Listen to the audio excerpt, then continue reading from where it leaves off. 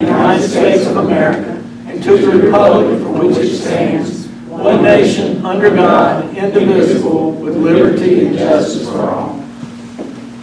Our Father, which art in heaven, dear Lord God, it's once again that we humbly come before your throne of grace to give you glory, honor, and praise for your dear Son, our Lord and Savior, Jesus Christ. Dear Lord God, we thank you for all your many blessings bestowed upon us.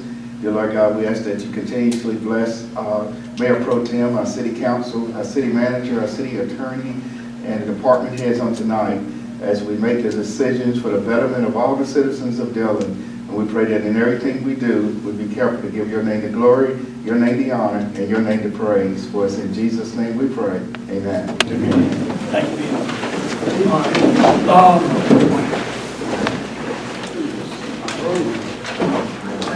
Good? It's all right. I don't think I'll fall out. All right, approval of the agenda, and I don't think there's any executive session. I'd like to have an executive session for personnel matter pursuit by law. Okay. Can we do that? Got a motion? Second. Okay. All right. All those in favor? Aye. All right. Approval of the minutes. Get a second. A second. All those in favor? Aye. All right. I was thinking about, in February, we kind of give a little bit of an update of where we are with the city and kind of the state of the city report. And I really don't have all that prepared, but I thought about where we are, and it really is a pretty good place. If you look at it, we're going to talk about a lot of these issues tonight. Got $3.8 million of community development block grant money to address some of our storm drainage issues. That fix is probably in the neighborhood, if we did it all, 20 or 30 million.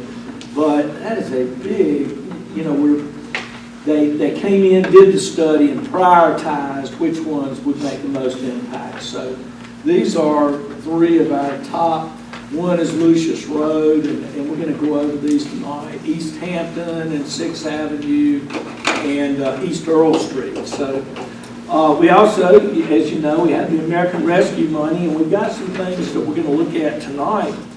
But that's $3.1 million, $225,000 we've already distributed to employees for COVID pay. But in our community, you had $6.9 million over a couple year period of time. That is a tremendous impact. So these are things that we needed to do, or going to have to do. Now we're not going to have to find and burden the community with that kind of money, $6.9 million. So we're thankful for that. The Downtown Development Committee has been meeting pretty regularly. Our last meeting, we had the three of us on it, and then the Dillon Community Alliance makes up most of the other part of it, and then of course Glenn's on it.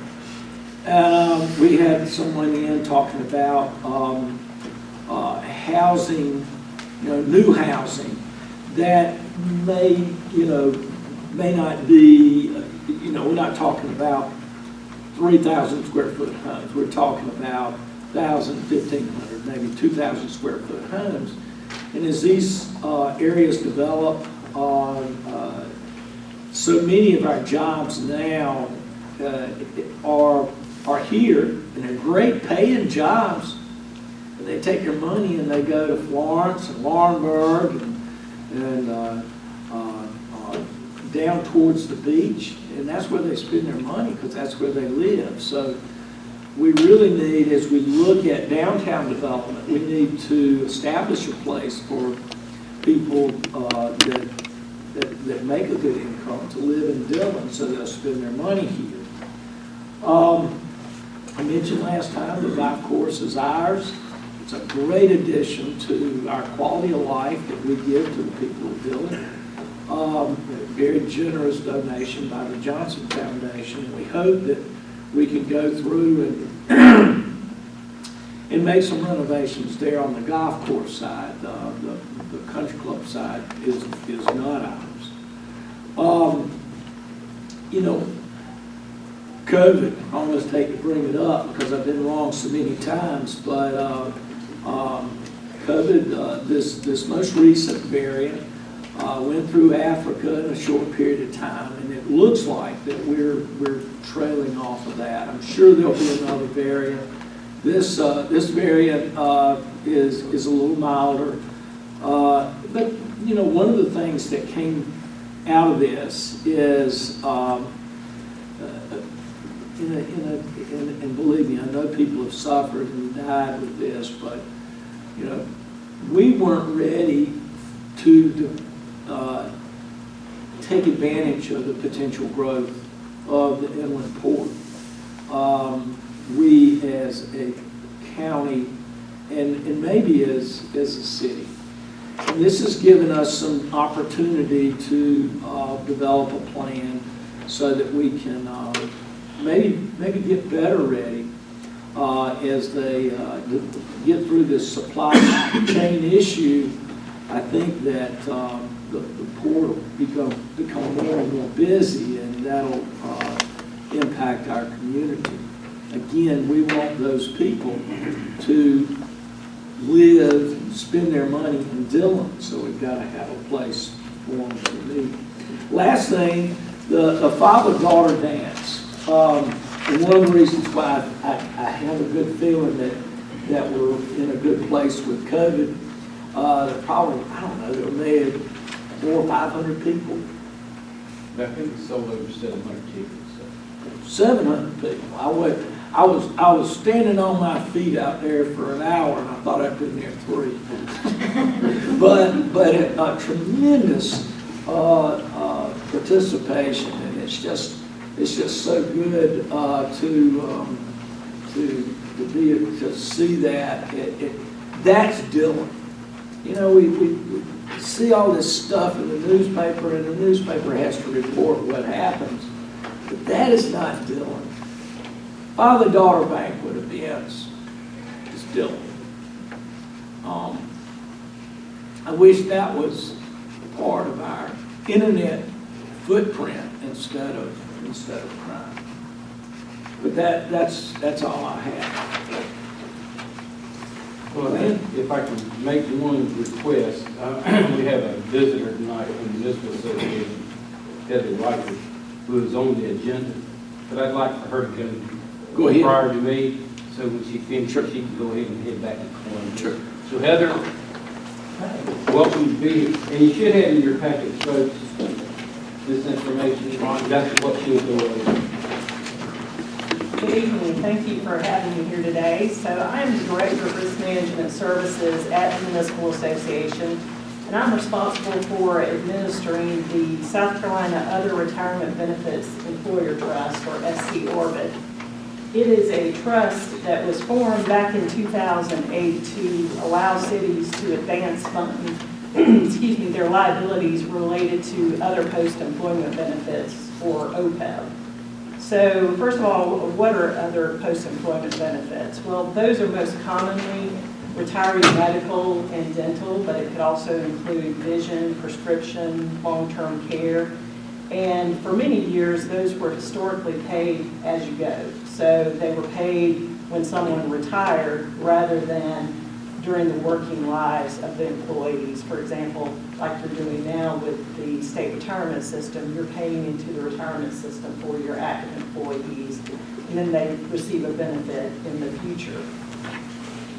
So back around 2004, the Governmental Accounting Standards Board issued a set of accounting statements that require cities and towns to account for these benefits, again, during the working lives of employees rather than on a pay-as-you-go basis. And it does require an actuary to help you determine the value of those benefits.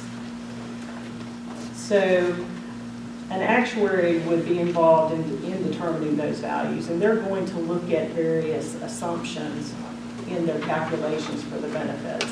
A couple of those assumptions will include things like the investment rate or interest rate assumptions. So that's important because they're looking at the amount of money that you're earning in interest on the funds that you're setting aside for those benefits. They're also looking at the healthcare trend, because as we know, healthcare costs have continued to increase. So they're factoring that into their calculations of the value of the benefits. And then they're also looking at mortality and turnover assumptions. They actually pull a lot of that information from the state retirement system because the city of Dillon on its own wouldn't be statistically credible, so they're looking at the bigger universe of the state retirement system. So all of those factors factor into the value of the potential benefits for the retiree health care. So if you will, on the presentation that I provided, there's a sheet that looks somewhat like this. So I wanted to just explain what the actuary is actually measuring. So if you'll flip to that page, it should be page 5 in your packet. So let's say the city determines a plan for subsidizing the benefits for retirees. And so you have an employee that they're currently age 40 right now. And you hired that person when they were 25. So that person has worked for the city for 15 years. So there would be an unfunded liability related to their retiree health care benefit for those 15 years.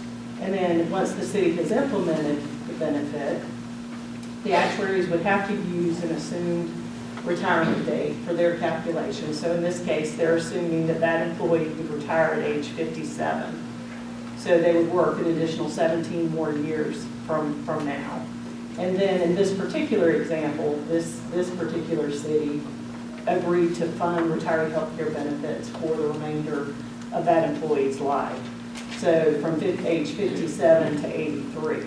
So that's 26 years of projected benefits. Of course, if you subsidized up to Medicare eligibility, that would be 8 years of benefits. So the actuary will calculate what they call the actuarially determined employer contribution, or the ADEC. And so that basically is composed of two different things. It's the amortization of the unfunded liability related to that 15 years of service. And so they would do this for every single employee at the city. And then it also includes normal cost. So once you have implemented a plan, you would be paying a portion of that contribution every year for the benefit that they're earning each year. So funding is not required, but if you're going to provide the benefit, it is prudent to do so, because then you are making sure that it's a financially sustainable benefit that you can afford to fund. If you don't fund, then the actuaries would have to include a higher interest rate assumption, or excuse me, a lower interest rate assumption, which increases your liability. Because the more money you can earn on the funds, the lower the liability will be long term. So that contribution is typically higher.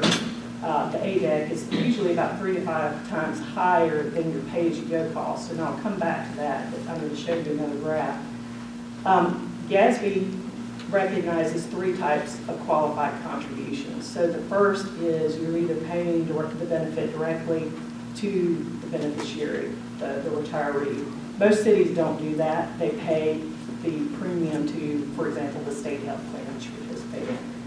And then the payments to a qualified trust would be considered a qualified contribution. So if you choose to set aside money, for example, in your general fund, that would not be considered a qualified contribution. And therefore, the actuaries would have to use a lower interest rate assumption. So on page 7, there is another graph. And this, again, comes back to why set aside funds. So as I mentioned, that ADEC, or the actuarially determined contribution, is going to be higher. So it should be that green line on your graph. So it is higher initially to begin than the pay-as-you-go cost. But you can see down the road that pay-as-you-go cost, the red line, is significantly higher than the green line. which is the ADEC. And the reason for that is the interest earnings that you're able to earn, you will eventually begin to draw down from the trust to pay for that benefit. So again, in order to help our members comply with these GASB pronouncements, we created SC Orbit in 2008. We currently have 47 members in the program, and we have about $148 million invested in the program. So a couple of benefits of participating in the trust include, one, you're not having to recreate forming your own irrevocable trust. We have a 7-member board of trustees that are elected from the membership of the program that administer the program. We also work with a plan-sponsored actuary. We have a separate investment manager that invests the funds, and of course we provide audited financial statements as well that would help you prepare your city disclosures as well. So we do get a fair amount of questions about the trust, and so I wanted to touch on a couple of those. First of all, how are the funds invested? And I included in your packets the investment policy for the program. So we currently invest in U.S. Treasuries, agencies, and mortgage-backed securities. The current yield on the investments are about 2%. As I mentioned, we do use a professional investment manager. We are restricted right now to what we can invest in, so we are working with the Municipal Association legislative staff to try and pursue legislation that would allow us to diversify the portfolio into corporate bonds, which should help the yield and would also put us on par with the state OPEB trust, which unfortunately municipalities cannot participate in. Only state agencies and school districts are allowed to participate in that program. Another question is, how do we get money out of the trust to pay for retiree benefits? Well, we would provide you with a disbursement request.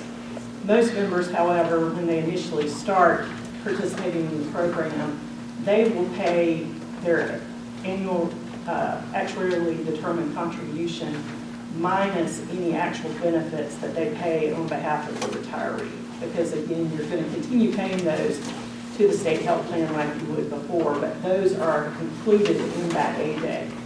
There's also something called the Implicit Subsidy, which is a little confusing, but it's something that is required by GASB. And what it requires the actuary to do is recognize the age-adjusted cost of health insurance. So in other words, when you're in a program like the state health plan, they are determining the premiums for all your pre-65 employees and active employees and retirees. They're pooling those together, so it's a blended rate that they're using. So, someone that's 64 is paying the same rate as a 23-year-old.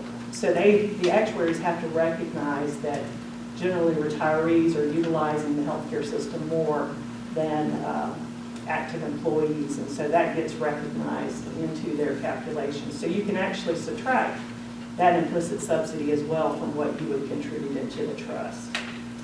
The other question is, what happens after you set aside money, and let's say down the road the city determines that they're no longer going to provide for those benefits, no longer subsidize the benefits. So if you basically eliminated your plan, dissolved your plan, and you dissolved it for all current and future retirees, that money could revert back to the city. This trust is considered an irrevocable trust, so the funds can only be used for retiree health care. But again, if you completely eliminate the plan, the funds can revert back. If, for example, you said, okay, we're going to continue subsidizing for the existing retirees until they reach Medicare eligibility, but we're not going to subsidize for any future retirees, then the funds would have to remain in the program until that last person rolls off the rolls, and then any remaining funds could revert back to the city at that time. So what are the next steps? First would be determining the plan to provide the benefits to your employees and retirees, and then work with an actuary to determine the value of those benefits. And if the city then decided to participate in SC Orbit, you would need to adopt a participation resolution. We would need a copy of the actuarial report, and then you could begin making contributions. And of course, we would then provide you with quarterly statements as well as the audited financial statement for your financial reporting purposes. And there is a fee schedule that I included in your packet as well. We do deduct fees from the program on a quarterly basis in order to fund things like the administrative costs, the investment management fees, and the audit fees for the program. So, are there any questions? How do you maintain the value when CPI is going to be 7.5% this year, and you get 2% on your money? Well, that is a good question. That's why we're working to try and diversify the portfolio. The other thing that we do is we are really, we try and minimize the fee schedule for the fees that we charge. So you are at least seeing some growth. The actuaries, whenever they're calculating your benefits, they are assuming a 4.75% interest rate assumption. And the reason for that is these are long-term liabilities. They're looking at 30 to 50-year time periods. And we have worked with our investment managers, the actuaries, and we also use a third-party investment advisor to review the long-term interest rate earnings that could be anticipated on the current portfolio. So anything we can do to further diversify the portfolio into higher earning investments will help that and increase that 4.75%. I believe, for example, the state retirement system, I believe they're using a 7% interest rate assumption, but they're able to invest in equities and corporate bonds and things like that. We're not looking to invest in equities at this point, but at least corporate bonds.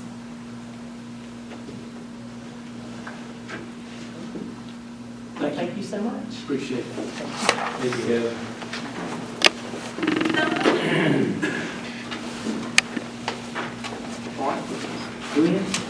Well, just following that, we talked about health insurance for retirees or subsidizing health insurance for retirees.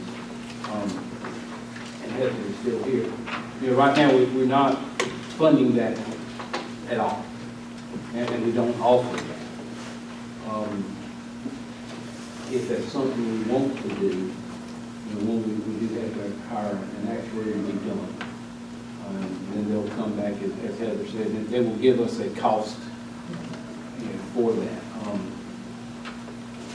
Is that something you want to move forward with? To see what that cost is going to be? What, maybe if we got some idea how many companies do that. What, the actuaries? Right. Pay for their health insurance after retirement. Well, the guy I left on your table, I don't know the percentage, and Heather may be able to answer. There were 47 of the municipalities or entities that are a member of this group. Meaning they participate in. They participate in the trust. Now, each one of them, I'm assuming, have different policies on how much each of them pay or what they pay for. And that's another thing, we have to come up with a policy. Right. We How had long one, they have to work and. pardon? How long they have to Yeah. work. We had one several years ago that we ended up repeating with gas that came in the early 2000s. That one in particular had different number of years with the city and a percentage was paid on their behalf. Because I remember that was real expensive. Yeah. Yeah. That's why we didn't do it. Well, that and gas, and we got, I think Heather and Janet met at that point in time, Yeah. to come up with, and some numbers were thrown out there that we just didn't want to swallow at the Right. time. I think in the long run, for people who are with the city 10 years, 13, 15 years from now, it'll be a cheap or a cheaper investment on the city than it would be from the start. And I say that by, there are right now,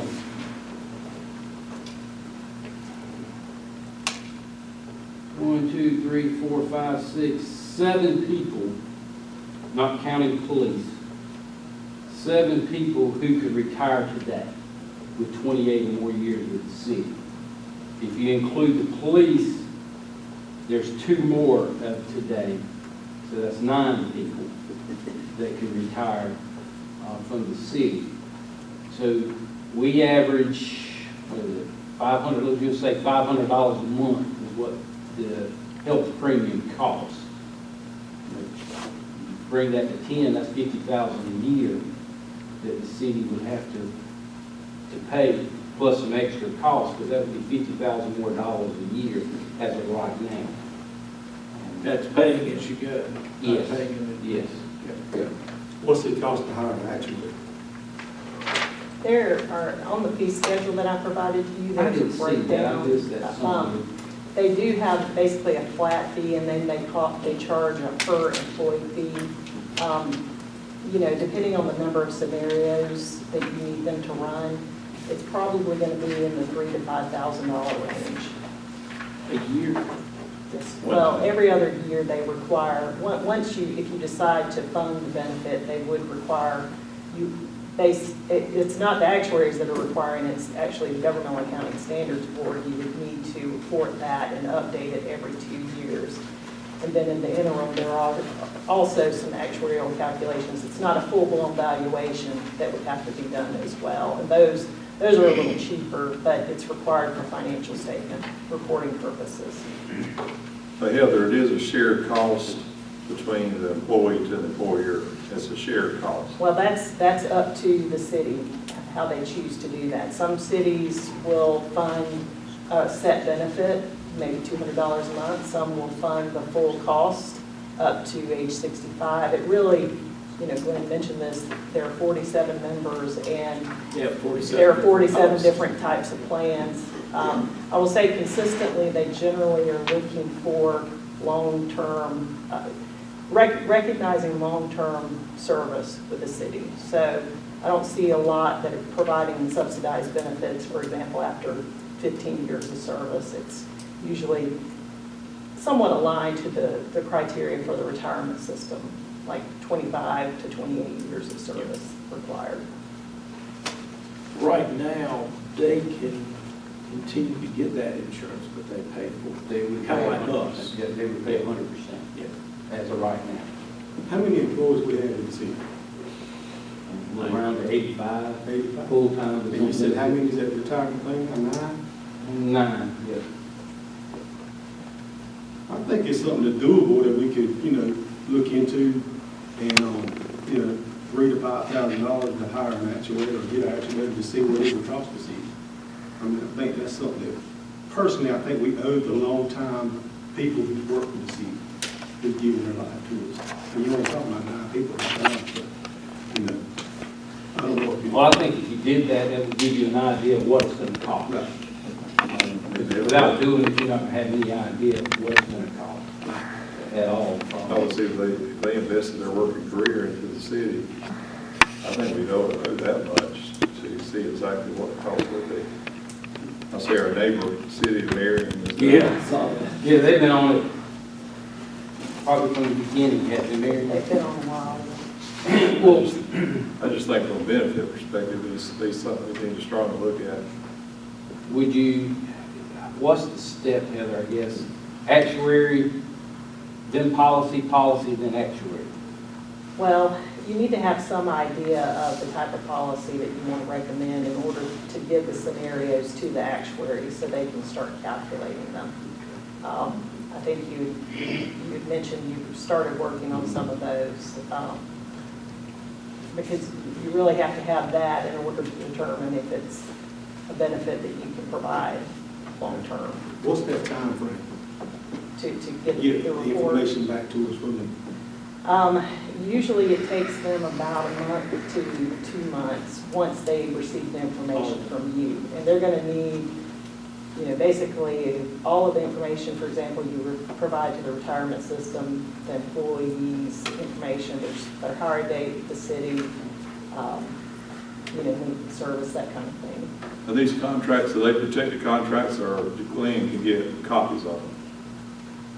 Contracts. Like the City of other Marion, cities. City of Yeah. Florence? Well, I provided him with information on the types of benefits that each of the members currently provide to their cities. It just doesn't tell you which city it is. Okay, that's fair. But I'm sure, I could reach out to the city of Marion, and I'm sure they'd be willing to. I've got the city of Marion. Okay. Yeah, how about the city of is. Well, that's good. You already said Dillon. So we need to do a motion for the Well- house, or we gonna wait? I'll get with Heather this week and Bring it next time, And we can vote on get a, ordinance. get a resolution to vote on what that cost will be after talking with the actuary and go from there. Thank you, Heather. Thank you. Thank you.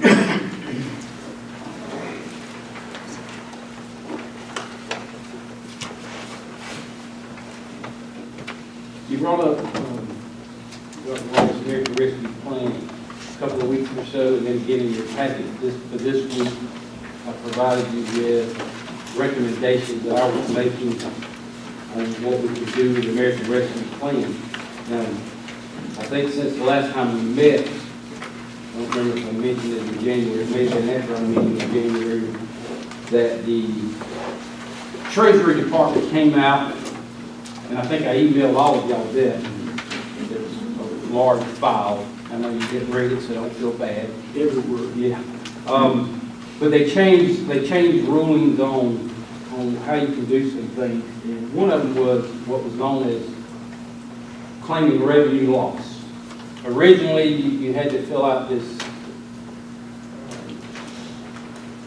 formula to figure out if you had revenue loss from a period of time, which I had given to our outside auditor to look at back in the fall, and he just shook his head at me. And then they gave you categories that you could use this money for. There's 4 or 5 different categories. Well, in January, the Treasury Department changed their interim rule to a final rule that says that lost revenue can be claimed as a standard allowance up to $10 million. So talking with different people throughout the state, watching a webinar, you have up to $10 million to claim for lost revenue, but you only can claim as much money as you get, if that makes sense. So in our case, it's roughly 3.1, we can claim lost revenue up to 3.1 and not have to go through the financial hardship or the financial vetting. Didn't they base it on some numbers that we sent them, or did they just go by They population just size? went by population size, yeah. So, that being said, we are able to do some things that I didn't think we were going to be able to do. One was, prior to the final ruling, we cannot use any of this money to match federal grants. You had to use your own money. Now that we can claim this as lost revenue, that goes away. We won't have to worry about match if we're using it for any federal grants. One of the first ones that I had in mind, which is on the list, was the EDA grant that we got for $1.3 million to relocate two sewer lines that cross Little Peony River on the Highway number 9 bridge. And that match for us it will be $300,000. Now we can use American Rescue Plan money as that match. Now that we can claim this as revenue loss. But as you see in the summary, on the first page, I gave you a summary of the 10 projects that I proposed. And then the second page actually gave you the cost estimate for each one of those projects and the timeline to begin. Now, we've already received $1.5 million. We've already spent I'll round it up to $230,000, which was premium pay we did in November. And then we're getting another 1.5 million sometime late August, early September. So that leaves us, I don't remember the exact number, a little over $3 million to spend. And then these recommendations, such as one, the old First Bank building that we want to renovate the police department. Recommendation was $300,000. The building that we bought directly behind on Railroad Avenue of $125,000. Water meter upgrades that we want to get a little bit more technology as far as someone having to manually read it and misread and not being able to see it. That's called touch read that we're looking at. That's estimated at $450,000. Yeah, how many meters would that be? We have roughly 3,300. We've done some already over the years, and it's just time consuming. We're probably talking 2,000 meters. Now, that's just not the meter itself, it's the hardware, the software, all that. And doing this, contracting this out is what this would be.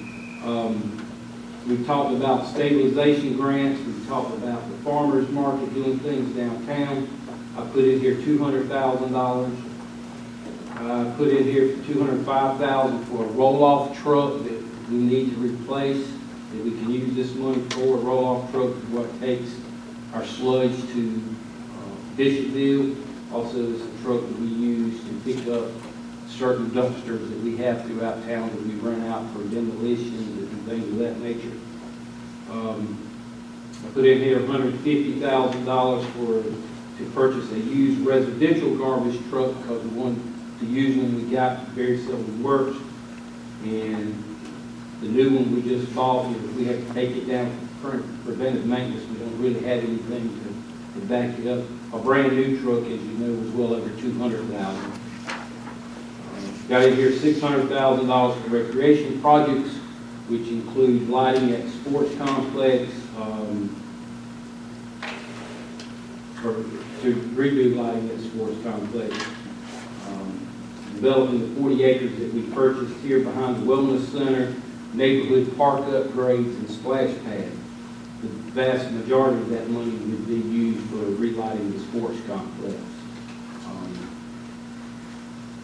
Demolition of condemned buildings. This would be buildings that maybe are downtown, houses we've been doing ourselves. We've been contracting out commercial buildings, but $230,000 to do that. On an average person, I was just talking today, for a home, it's about $3,000 is what that cost is. If you contract it out, we'll double that to $6,000. We could do a lot of demolition with that. Now, that being said, we pay the contractor, we still would charge the property. Yeah. It wouldn't be a free service. It just gives us money up front to do it. And then by hiring a contractor, they'll have to go through the steps through DHEC as far as asbestos and things of that nature. They can tear down more than one in the neighborhood where we can't. So that The would be side of that is it's money we have to spend, and it's money that might come back to us. absolutely over time. Let me ask you a quick question is, if you have property and it was a piece of land downtown and obviously they're not paying taxes on it, do we have first choice of trying to obtain that for the tax? We've talked about that before. If the When you taxes say are not first- being paid, like on Hampton Street, that lot, and they're not paying the taxes, can we go? I had talked with Jamie Esty, the treasurer. There's a group, I can't remember the name of it. She's a part of the committee, and I guess county attorney may be a part. Is the trust, you know what I'm talking about? Fortune property or something. So it's abandoned property, Yeah. forfeiture. Yeah, forfeiture and they property. determine what they do with that property. First and foremost, they want their money through the tax base. But as I told her, anything that's in the city that we would like to have our hands on first. So we had a lien on the property, obviously, we won't pay the tax if we take the Yeah. property. And in this case, nobody, it went through the tax sale, nobody bought it, it had $40,000 lien on it for property that's worth $10,000. But that hadn't happened yet. Has not happened yet. The sale has, and it was never redeemed, so it's in that. Stormwater Match, as Dr. Wallace had mentioned, we got $3.9 million, $3.8 million for 3 projects. That's 100% funded. There's no money out of pocket for the city as far as match. However, I'm recommending $300,000 for match in case we have some down the road that may not have 100% funding. And then I mentioned earlier the EDA sewer match was $350,000. What's your expenditure line in the center there Total, that you had in the middle, expenditure premium pay? What was that? 230,000. Yeah, it's over there on the left side. I got you. I rounded that up. My question to you, Glenn, is, I know it's not on the agenda to vote on tonight, but there are some immediate needs that the city needs at this time. Can we not come back and have a workshop in 2 weeks? Sure. So where we can go ahead and get these immediate. And I'm needs taken care of? hoping at the same time, the Municipal Association was working on a sample resolution ordinance to address this, because come April, end of April of this year, we've got to report how we're spending the money. We're going to consider this revenue loss. We still have to follow the guidelines of, has to be committed no later than 2024, and has to be spent no later than 2026. So, but no, I think that's a good idea, is the council, because I did give you this 2 weeks ago, and again, give me feedback. This is my feedback. I may have missed something. You may want to move some money to another line item that I've provided here. I have no issues, but I think it'd be great. And then we can nail it down and pass something in our March meeting. Is that something y'all want to do, a workshop? That's fine. You name the time. Well, Dave's I'll be 14th. there. What about the 28th of February? That's 2 weeks from tonight. I'm going to be out of town. All right. Taking my first vacation in 7 days. Or do we need another 2 weeks? Can we come back next week? We can. It's a vacation, they go out, man. We got 2 trucks that we need. I just, before we leave, or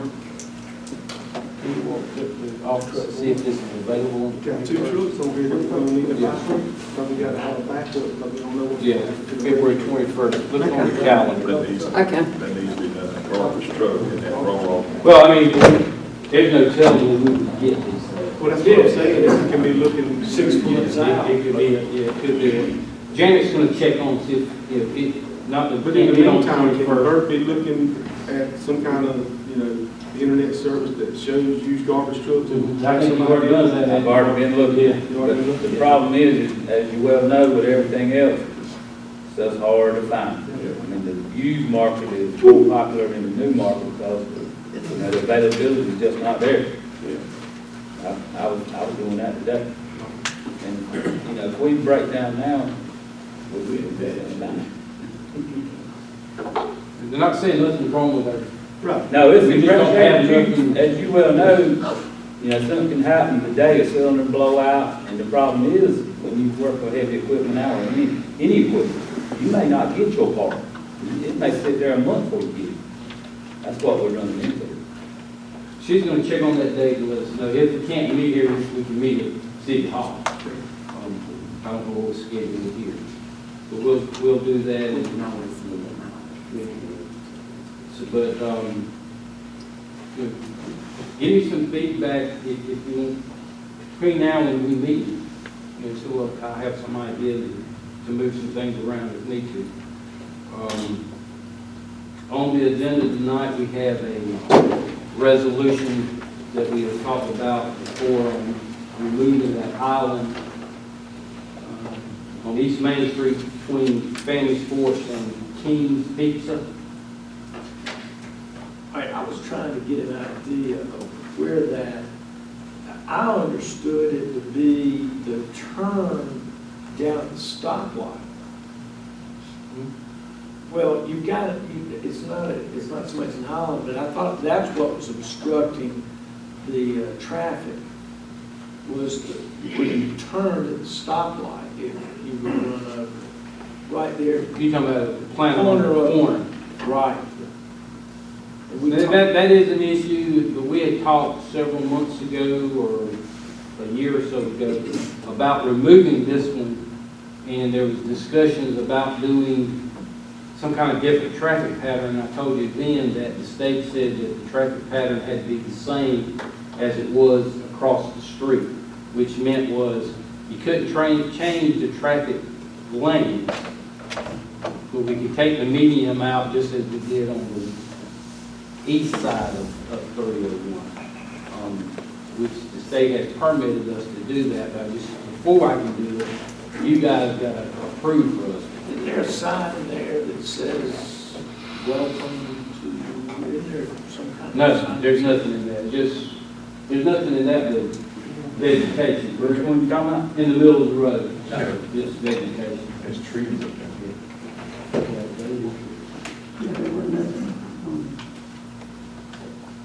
So we need a motion to remove it? No, wait a second, don't want to get too far here. I'm talking about that resolution.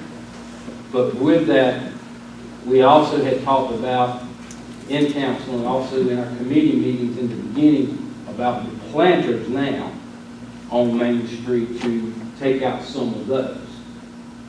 Which ones are designated to be taken out? That's where I. Well, there was discussions about taking those out in the middle of each block, leaving those on the end. Now, the one you're talking about, Bert was telling me today there on the same side of the street of Family Sports, right at the corner, that creates problems with big trucks turning right or left onto Main Street, right, because there's not enough room. It wouldn't create a parking space, but it would create a little more a turning radius for them. And that's the reason I bring up about the planters. I thought that those two, the one turning right as you come down Main Street, or come down Main Street heading east, that you turn right at King's Pizza. I thought that one was the one you wanted to take out, and the one on the other side because of the trucking. I just, The main island is what we're talking about. yeah, And then come back and address the planters on the side of the, The first two, I would take those out because trucks run over every day. yeah, I'm not opposed to that. And the one in the That middle. little island isn't gonna change anything. It's just gonna make it look desolate again. We've had them here so long and they could be better, we could make them look better, but it's gonna make it look like a Well, they're gonna repave uptown. well, that's the plan. They're hoping to do it in 2023 at the latest, but, it's not guaranteed yet, but David, how many accidents you got off that one center? From that, we have a lot of accidents at that intersection. I think the planter in the center, the problem it causes is the people that are trying to turn left, they can't get into that far left lane because the planter is there. So turn left to go where? to go north on 301. There's a turn lane, as soon as you get past the planter, that turn lane starts. And if It that stretch a turn lane- lane out all the way to the. But there's a terrible problem there too. The right. It's a terrible problem. two. Do you want me to bring something back next month? I don't think there's no need to bring anything back. I mean, we've talked about it, now it's, It's not on the agenda to vote. what I'm just saying, I mean, I guess have some idea to even bring it back. Well- Is council in favor of even moving the Well, then bill? that's what I'm getting at, yeah. That's what I'm getting at. Because it still would have to get DOT to issue a permit, which I spoke to them today, and, again, they'll do whatever we'd like to do, but they'll have guidelines that we have to follow as far as what we gotta put back, how we put it back, things of that nature. Well, I think, that's the biggest issue. If you well remember, when we took that island out in the middle on the other side, that whole block had to be repaved. So that's an expense that you will incur if you take that middle out. But, we get ready to repay them in next year this time, so I mean. They may push it back that long. But my thing I want to ask is, what do the business owners think? I can honestly say, I've only had one in that area to say something to me about it. Well, the whole thing does, if you come out that alley, you can't go east on Main, you got to go west. If you come out to about Steve Johnson's place, Okay, you got to go right, you got to go west, you can't turn and go east. So there's been where cars have come and took a right, they sit in the road and try to make a U-turn to get back around the planter. Or if you come out that alley, you have to go with the west, you can't go east on Main Street. I think you solve all the issues on the other side. I mean, my honest opinion is it needs to come out. I've seen them bottlenecked up there for years. You talking about with the one in the middle? Yeah, because they stretch on the line of that concrete and it backs them up. If you had it out, you got more of a lane there all the way down to the railroad track. You understand, it'll look just like it does. It will look the same. You'll just have like yellow the other side. lines, but just nothing in the middle. Just like the other side. And it did open it up on the other side. But I'm more concerned about emergency vehicles. I mean, Keith could speak more to that. I could see them getting bottlenecked up there. Yeah, because when you come in the east on that side, you got cars parked over there in the parking spaces, so it actually comes down to a single lane right there. Pretty much, especially if you got a tractor trailer, I mean, it just eliminates the flow of traffic.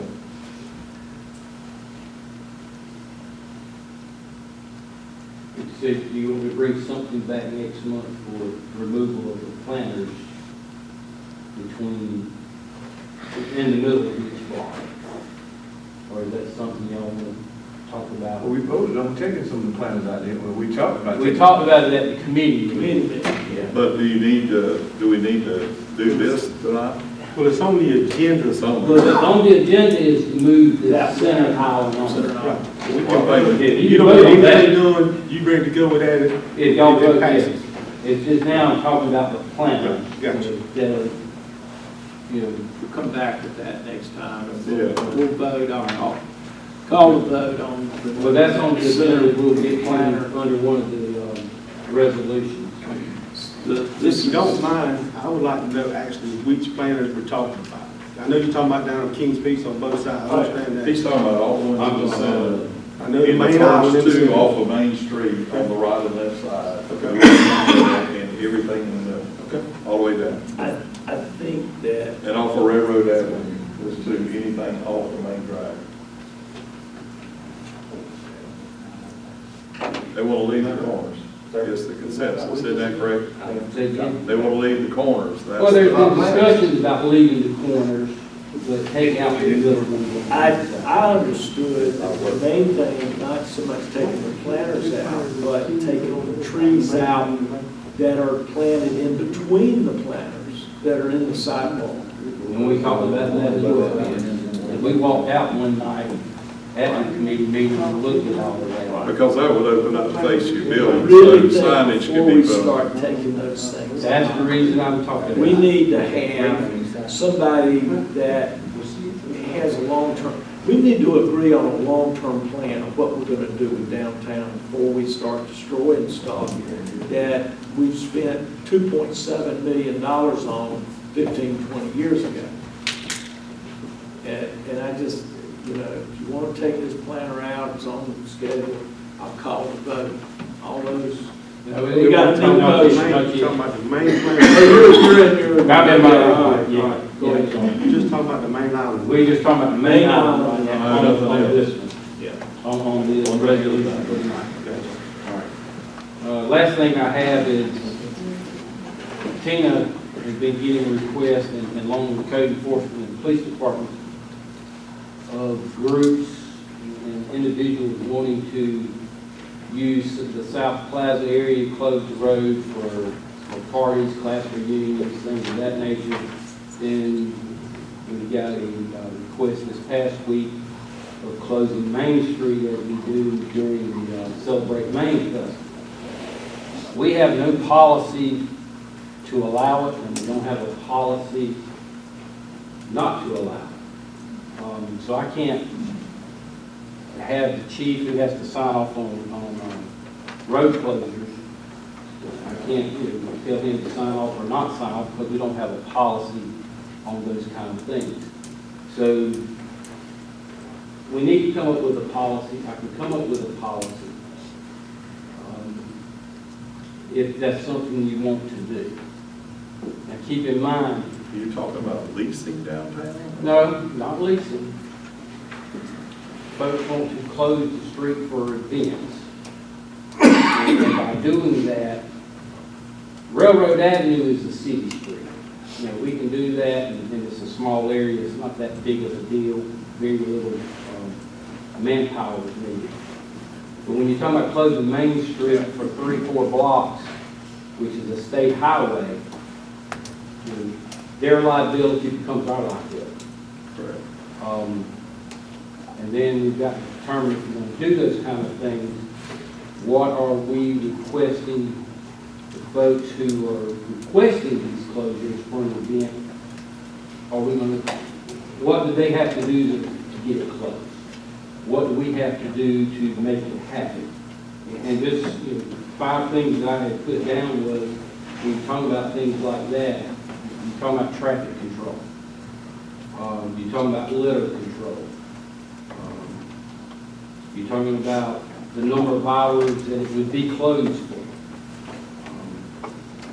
If we close it for outside groups to use, they've got to have some kind of liability insurance.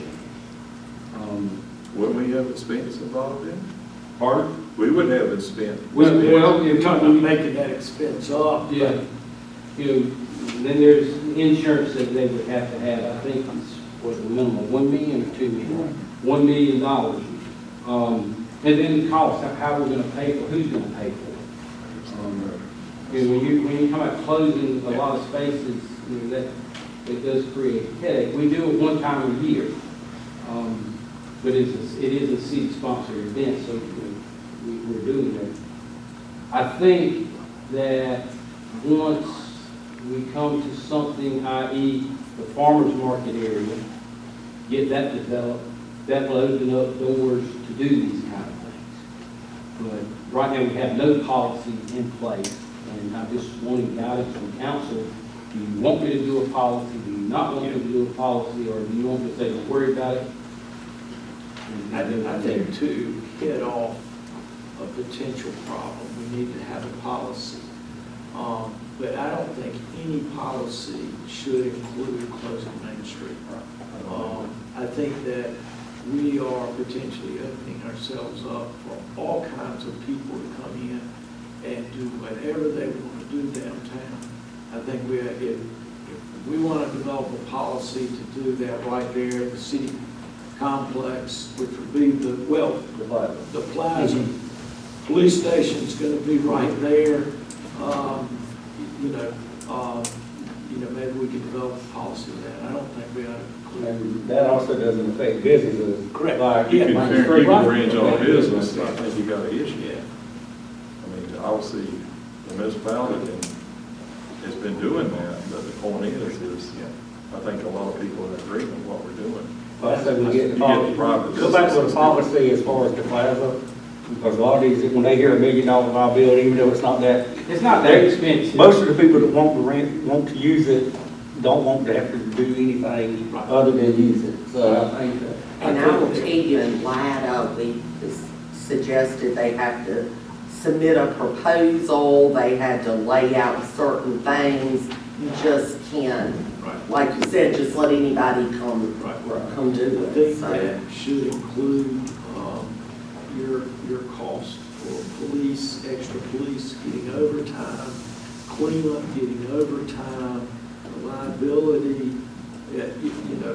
This is, it's a turnkey thing, but we get this up front before you get the keys.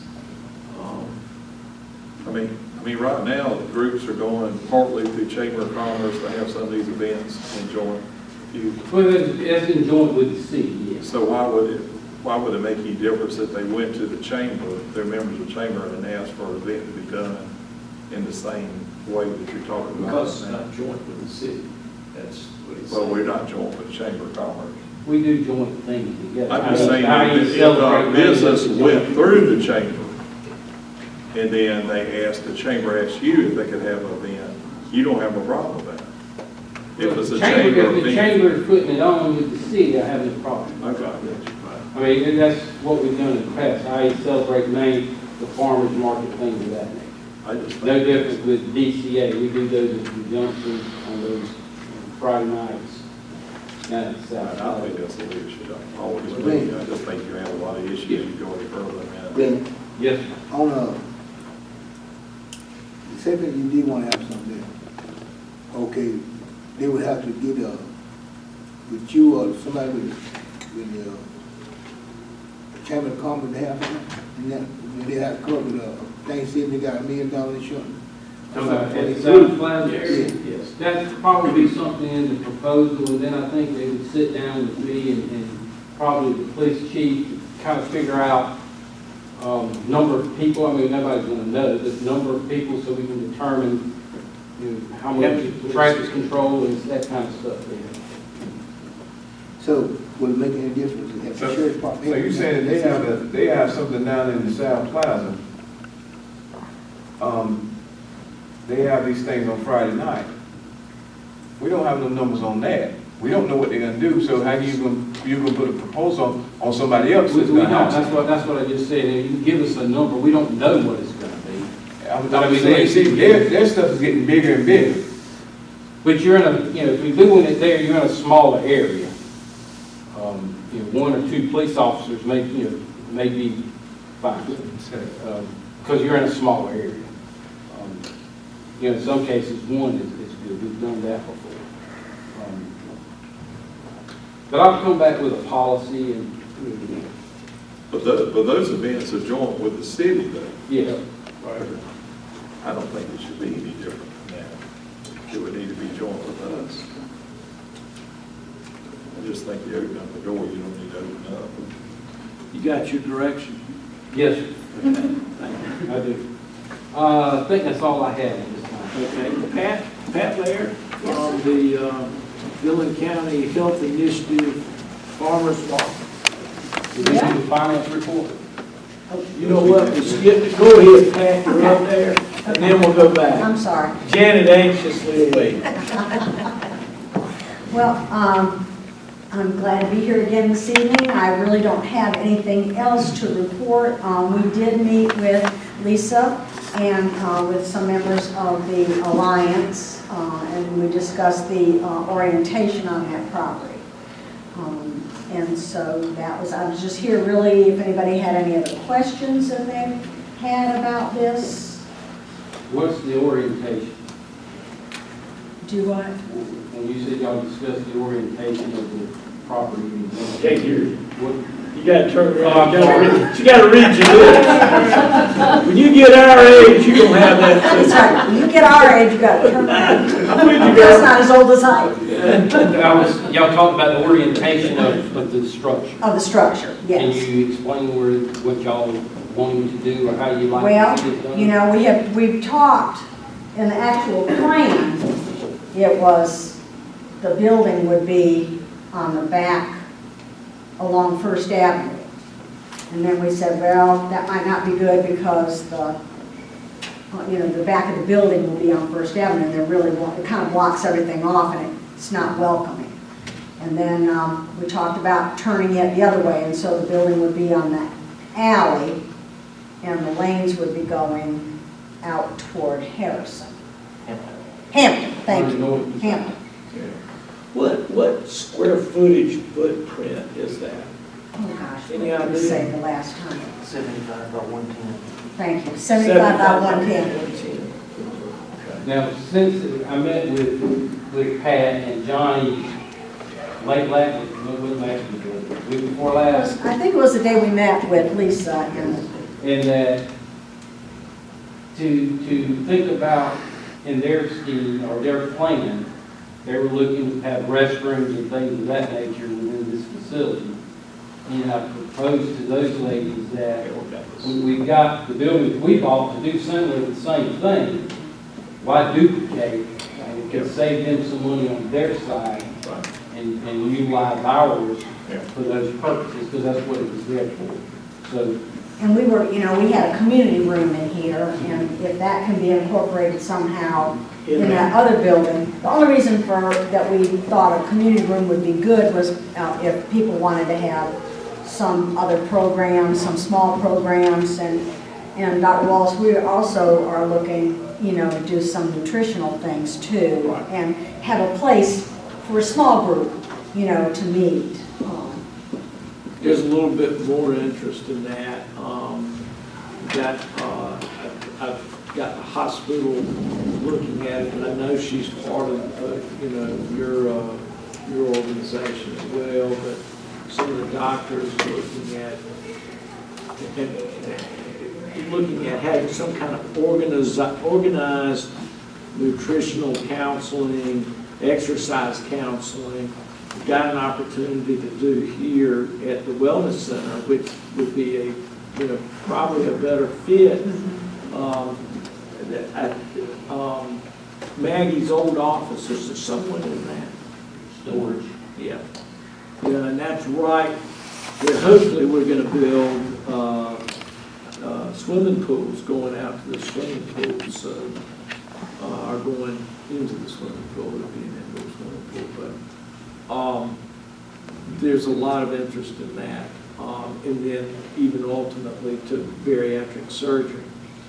And just a consideration, and I'm not trying to change your plans, but in 75 by 110 would probably be too big, but that, like I say, it wouldn't include all the rooms and the bathrooms and stuff.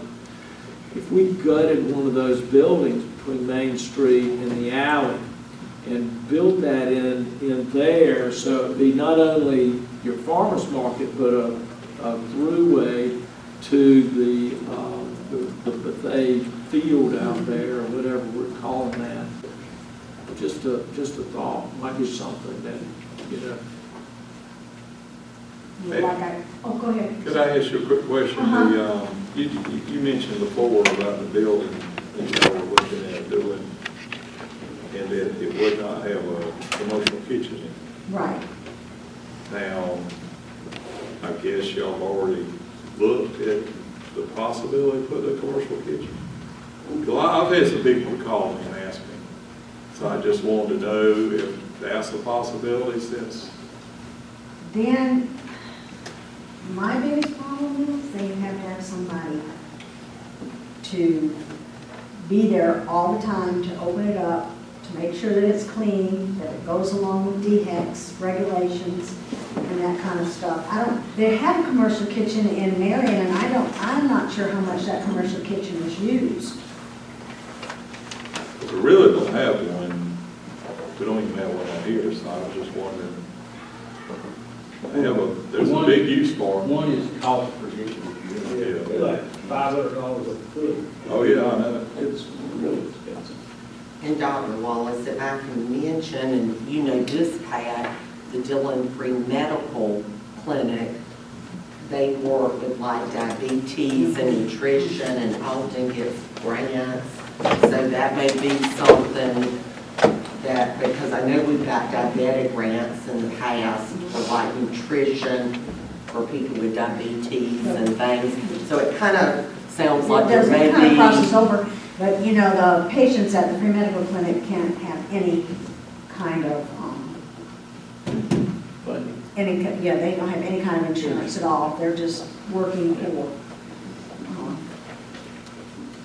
Ms. Pat, tonight, what are you asking the city to help you with your? She's up there. Just up there. You just up here? Yeah, I'm just updating and. Do you need money to help build? Well, that, we are going to need that, but what we really need is for you all to decide and say whether you're going to let us use a piece of that property. Because it's hard for us to go out and solicit funds for a place that, we don't have any land to put it on. Right. And I don't know, I don't know what the discussion is. I think we want it. We had already agreed on And, Y'all have got a I lot. think we were You in realize agreement. what you're looking out there too. right, I don't think there's That's any gonna problem be to an partner issue with the then, right? city on the property, to me. I just know you want to build on the property itself, and how much money would you need from the city to help you cover the cost of you building? Well, we said originally that the cost would be around $350,000 is what we're looking at. But if we don't do the bathrooms and we don't do the community room, and we just have an open space maybe with if you have the stalls that come this way, if we had just an open, like a pavilion, and then at one end we had, we need some storage, we need a little office. The reason I say that is we'll have a workshop next week. We're gonna talk about the ARP money. So if you can get us some kind of, Okay, money figure, I can do that. then I we can do that. can put it in our plans when we talk about the ARP money. we might have opportunities to have an office, either in that, our building there where the bathrooms would be, or even in the bank building. Yeah, it's just, I'd like something close by, so if we do have to drag stuff out, like I said now, what we do is it's stored over at the Clemson building. So I have to get over there and get the stuff and get it packed up and take it over there. So if it's something that it can be walked easily, that's really what I'm looking at. Because this 71-year-old gal can't drag too much more around. I didn't hear what you said. What did you say? Good call. All right, well, thank you very much. All right. Appreciate it. Thank you, but I think that everybody's is on board with this. It's just a matter of where and just trying, again, it's just, we want to know somebody to tell us how it's gonna look. That's all, you know? And I think then at that point in time, I think we all understand what we're going to do. Janet's going to have to, from an attorney standpoint, come up with some verbiage, who owns and why, and that kind of stuff. Who's with you, who's going to maintain, pay for this, and that kind of stuff. All right, let's go back to Janet. I know you're anxious to speak. Our general fund, our total unrestricted and restricted cash accounts for general fund is $2,131,871. Our revenues versus 22 versus 21 year-to-date, we are $270,117 more in 21 than 22. But a lot of that is the timing of the revenues coming in. Came in twice in 21. Our expenditures is $12,858 more in 22 than in 21. We have bought the sanitation truck, but that's not included in this. And that's doing repairs and stuff on the equipment. Water and sewer, our total unrestricted and total restricted cash accounts, $4,286,834. The difference in our revenues, 22 versus 21, is $287,162 more in 22 than in 21. Our expenses is $92,994 more in 21 than in 22. And that's due to a lot of pumps that we're not having to repair and stuff at this time, in this year. Stormwater, our cash account's $134,628, and that is due to the money the general fund loaned stormwater to do the mitigation plan for the stormwater. So we brought in $2,243 more in 21 than we have in 22. We have spent $43,426 more in 22 than we did in 21.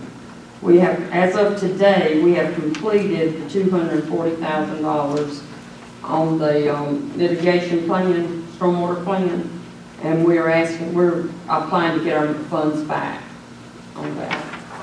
The golf course, our cash account's $15,750. The difference of $5,140 more that we brought in 22 than we did in 21. Now, that is out the transfer. Right, that's not counting transfer. They made 5,000 Right. this year. That's correct. Today, transferred that 30,000 today, and we did get to Dillon County 50,000. So that's today. Our expenses is $23,383 more in 21 than I have spent in 22, and that was due to the pump repairs and replacements. Our special revenue, 2% hospitality fund, we have $855,380 in the account. Our revenues are $30,051 more that we've taken in 22 than we did in 21. We have 3 payments left on the Wellness Center here. Have we seen a bump in that monthly, what was our monthly thing since Zach's period?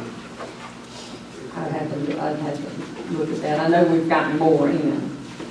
Now, Glenn, with that being said, we got $855,000. What can we do to enhance this wellness center?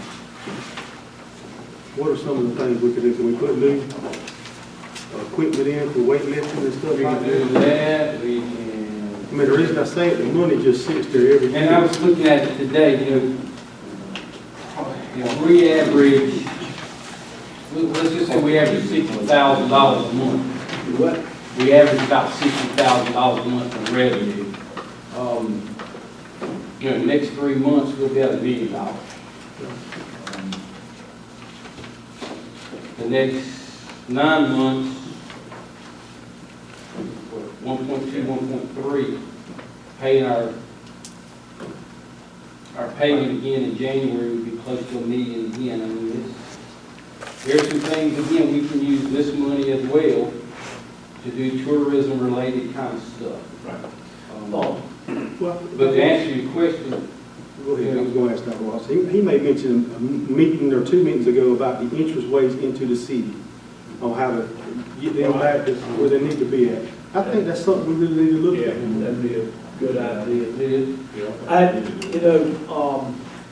One, when you got a $5.1 million building, you need to have something in the bank to cover a huge air conditioner going out, or a roof or something like that. So that's what that money there, but it is there for. But that being said, if we're going into the pool, the pools, which we've talked about, I personally would like to see that happen. I think it would enhance the quality of life, and not only the elderly people, but also get kids to learn how to swim. And I think an Olympic-sized pool, I think an indoor pool would be a great thing to do. Initially, when that was part of this, it was that's 15 years ago. It's like a $1.2, $1.3 million project. And I'm sure that's probably at least half again that, or probably a $2.5 million project. But we can put that out over 20 years. I mean, it's a big project that is a good thing. But that's why we try to keep that, there. That doesn't mean we can't spend it in the more that Highway 9 corridor grows. I mean, I think it's up to now like $65,000 a month. And I think we did 58 this past month. We did, we went up from like 52, 53, 58, close to 59. almost But I $60,000. just think it's time we start looking on doing some things here at the Wellness Center with the money. I'm not opposed to that. But that, if we're going to start a $2.5 million project, when we built this $5.1 million project, we borrowed $3.7 million. 3.5. 3.5 million. So we had a lot down. And we did that through a referendum. Yep. Public vote on that. So it wouldn't mess with our debt service limits. How old's our equipment in there now? Is it 15 years old? Some of it is, some of it's 2 years old, some of it's 3 years old. Now we're buying it. You had a instead of leasing. committee that was looking at what they. And that's when, yeah, COVID came along and kind of, yeah. But I believe the quote on that was well over 100,000 to replace most. Tell you what, and getting a little bit off the subject, but you asked, a good use that we could do with some money, whether it's this money or through the American Rescue Plan money. I have a lot of people who walk this floor outside in this hallway. Rubber. We need some type of rubbery or cut down the slips, better for their knees. There's actually concrete they're walking on. You know, there's some things that we could do there as well that we can talk about. I'm through. All right.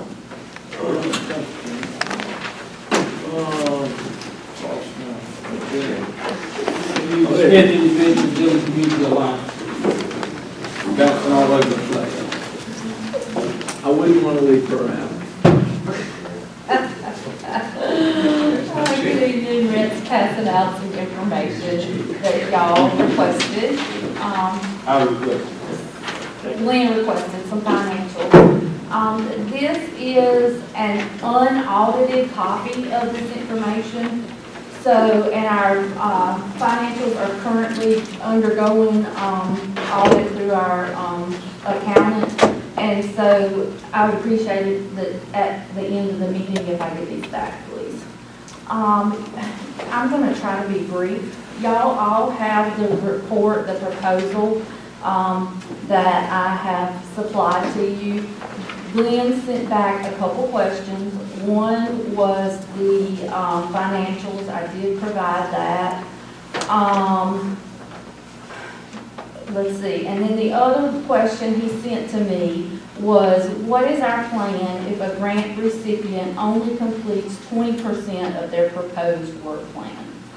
A, their contractor would only be paid for the completed percentage and only if it received and passed code enforcement inspections and DCA received the proper correspondence from Benny Genwright, code enforcement officer, stating to pay the contractor for that 20%.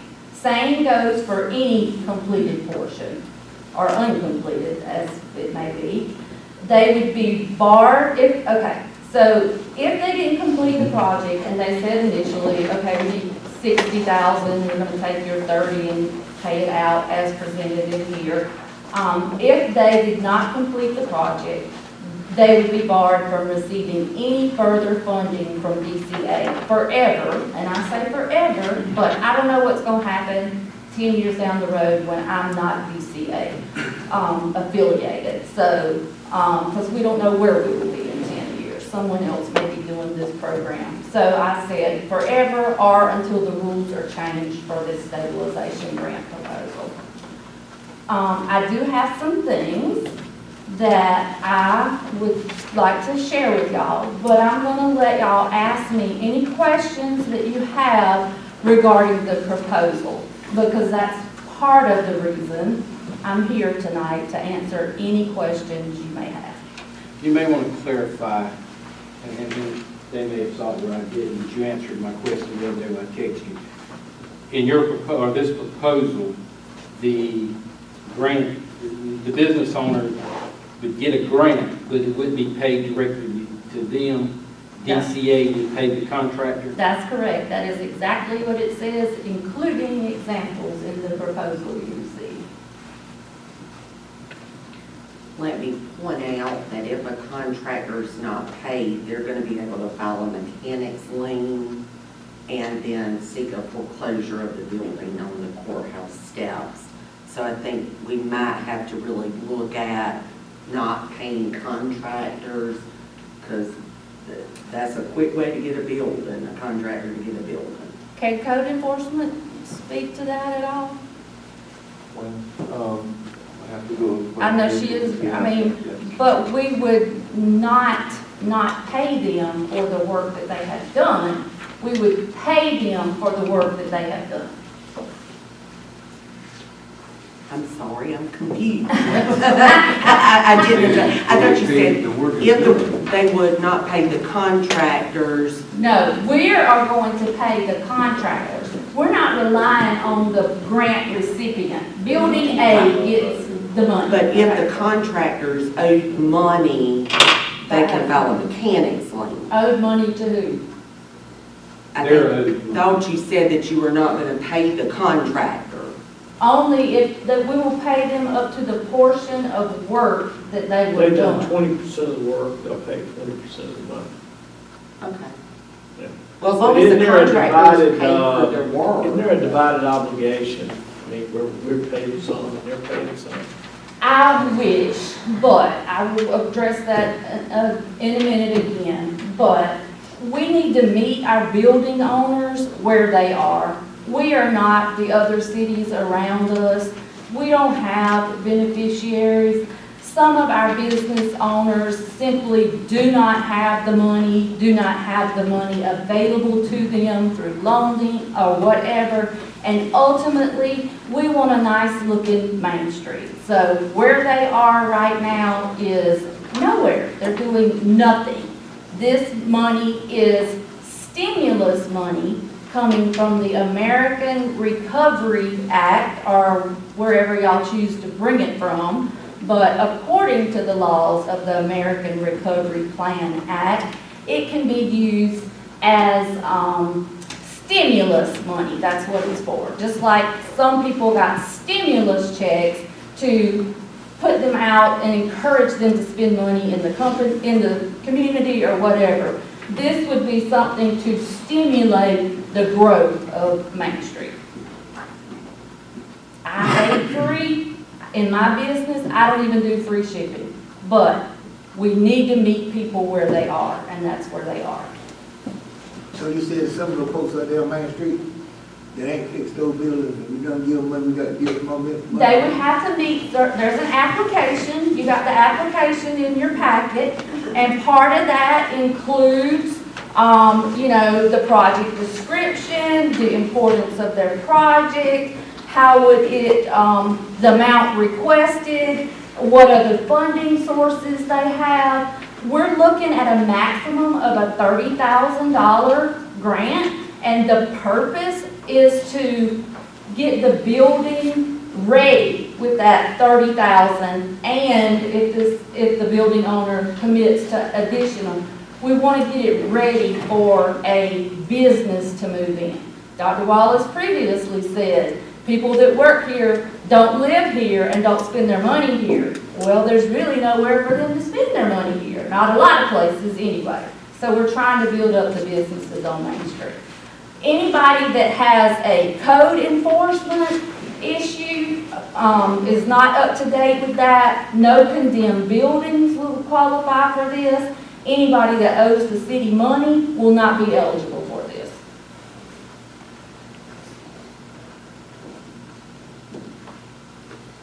Any other questions? But you're saying a person that redoes their building, in your mind, you don't think they can meet the full contract before we pay them money? Some can, but the ones who may need it most either aren't willing to do it or don't have the money. Now, how do we get them to become willing? That's the question. We've been working at that for 10 years. I've been working at this in some capacity with Main Street or committees for more than 5 years. Stephanie, my concern is that, $30,000 is a lot of money. How good a business person is this gonna be if they, got this idea they're gonna go into business and we've got to seed them $30,000. How long is that business gonna be viable?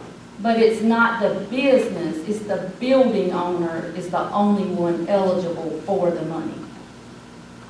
So, as DCA's mission, we would work with that building owner to look to get a tenant, make sure that they have a business plan, they sign up for classes with the Small Business Administration, We have a meeting Thursday, I think, because I work with Lisa a lot.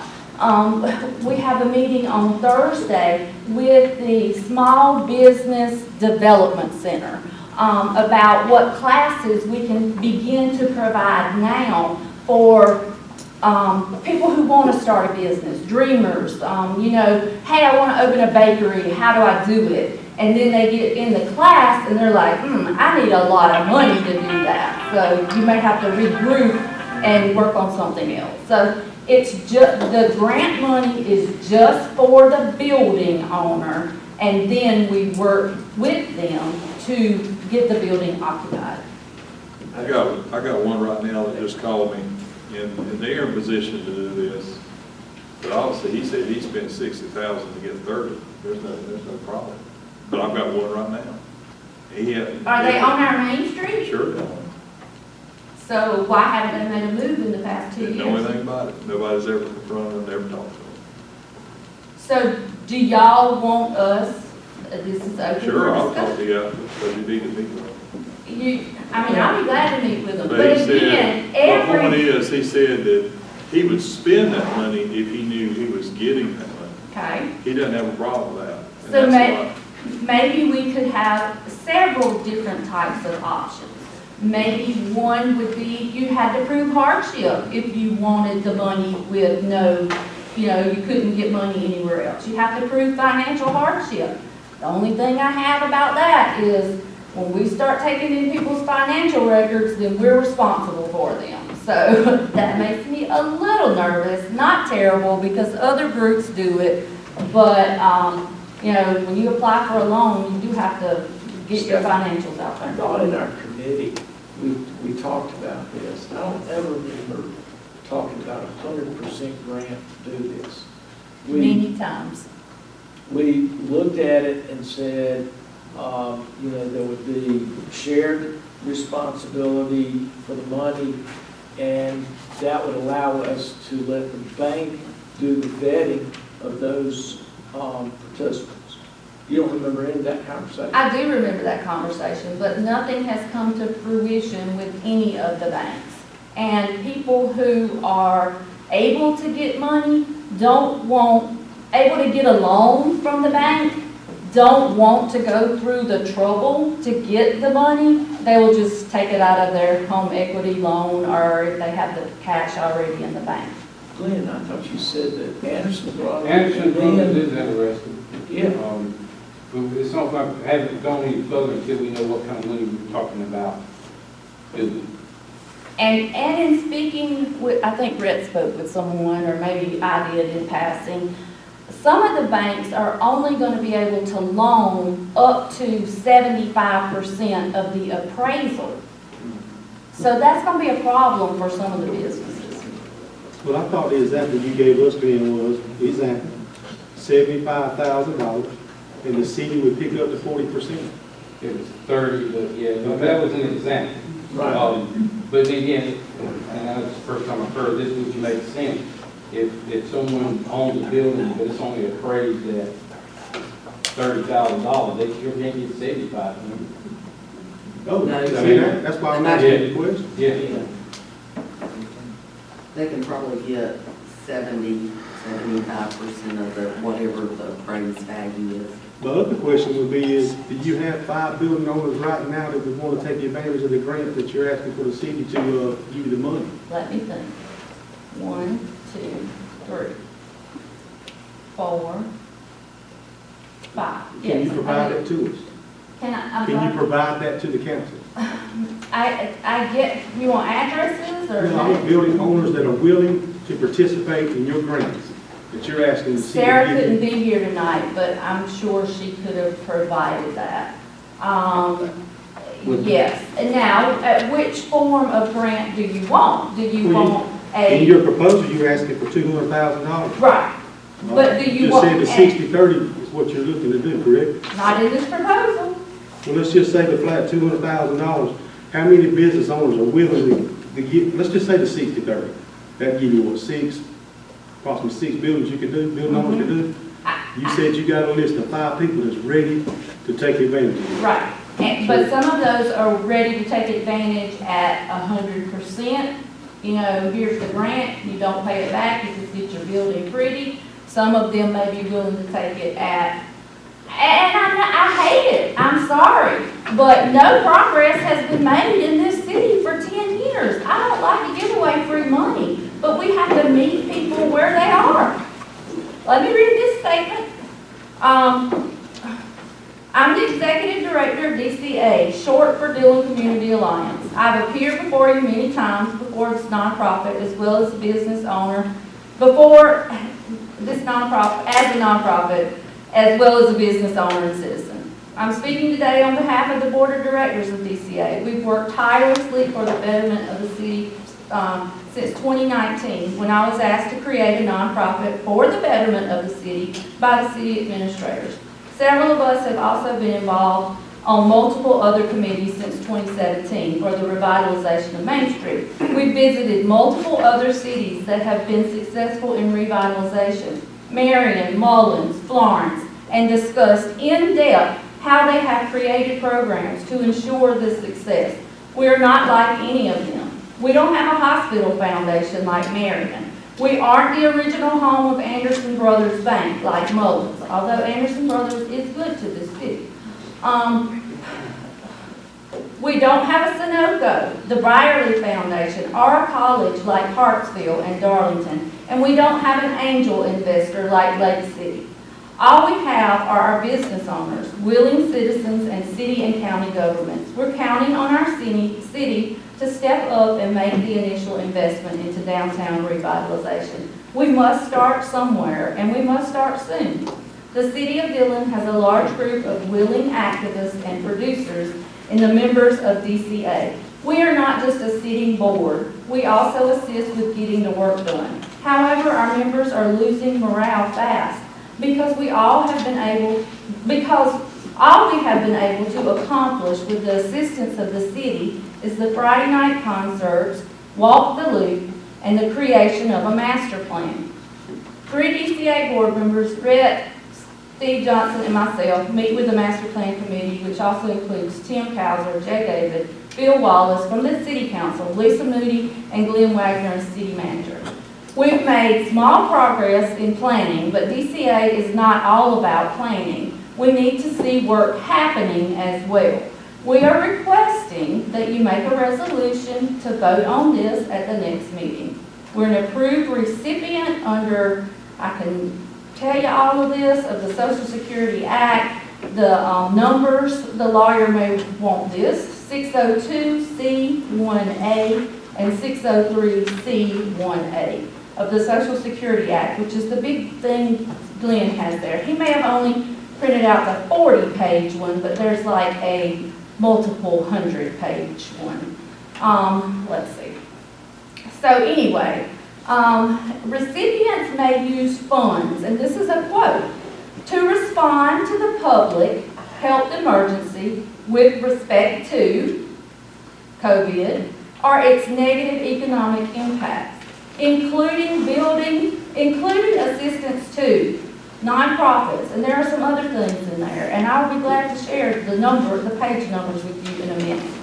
Recipients, which is the city of Dillon and Dillon County of the ARP funding, is what we're talking about, may, as was the case under the interim final rule, administer programs to a wide range of entities, including nonprofit and for-profit entities, to carry out eligible uses on behalf of the recipient government.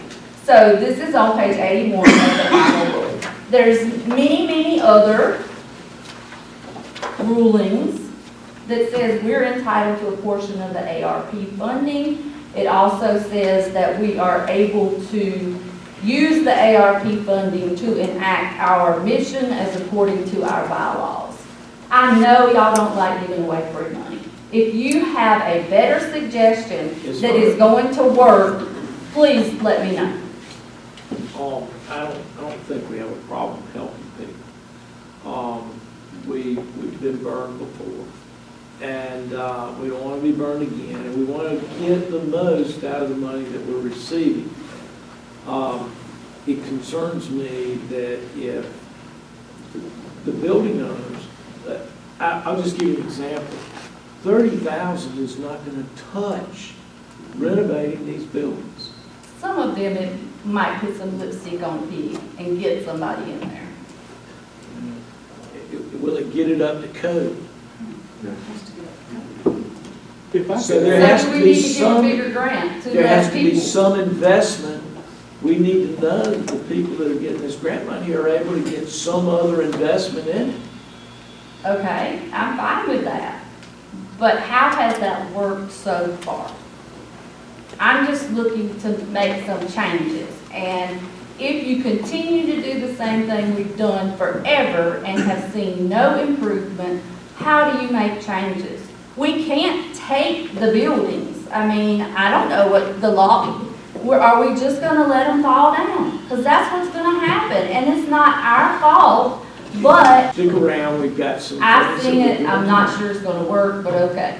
Okay, well, we're doing something different though.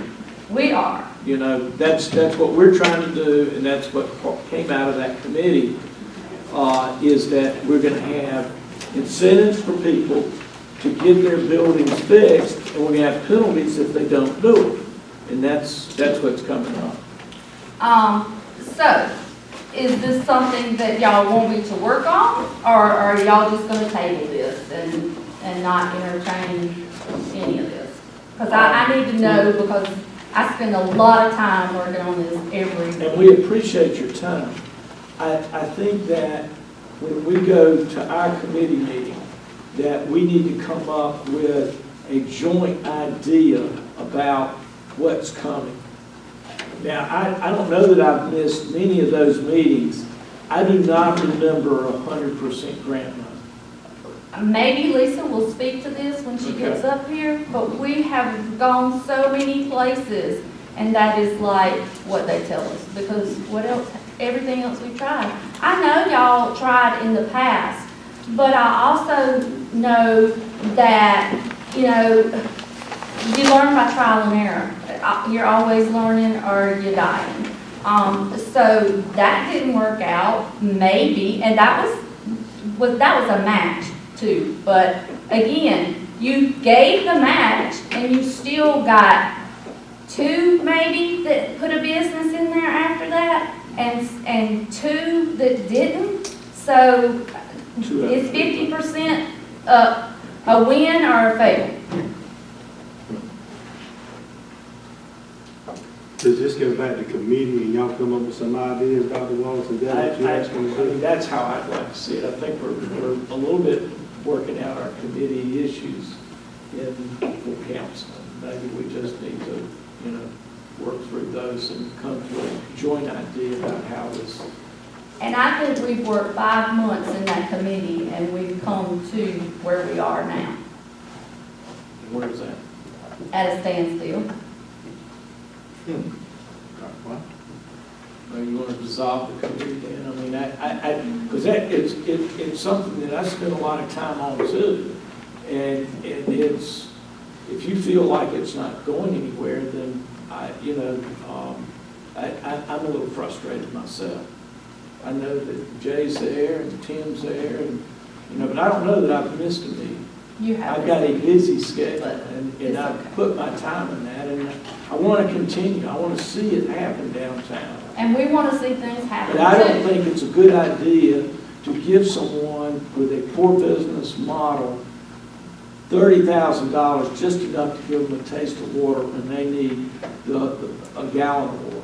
But if it helps that they put that $30,000 in their building, and then they sell it to somebody who's willing to put the other $60,000 in it, how is that not helpful? I give somebody $30,000 so they can sell the building. I But have a problem with that. But you get a better building owner than you currently have. We need to do this in committee. Thank you, Lynn. I Thank you. appreciate you. Lisa? Honorable Mayor, Council, good evening, and I would like to speak on the 100% grant, I have given Glenn a packet of options for different types of incentives. And one of those is a competitive grant for up to a certain amount of money. We really hadn't figured out how much that was going to be. And that would have been money that didn't have to be paid back. It was a competitive grant. I think I said $30,000, so that's maybe where we're getting that from. But it was just part of about a 7-page document that I've given Glenn on different incentives and different types for us. And as a committee, we should start going over some of those to decide which ones we like and don't like.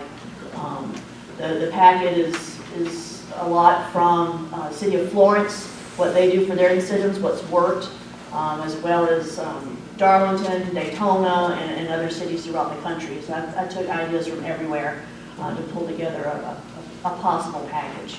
But we will, in the committee, need to go through those to determine which ones we like. And I think the committee is a good place to do that. Okay. Glenn just wanted me to let you know about the last month or so. I know I didn't see y'all last month, so I apologize for not being here. But a couple of really great trainings that I'm going through right now is the Retail Recruitment Training Program. It's through the Municipal Association of South Carolina. It's looking at retail trends, what developers are looking for when they're coming in.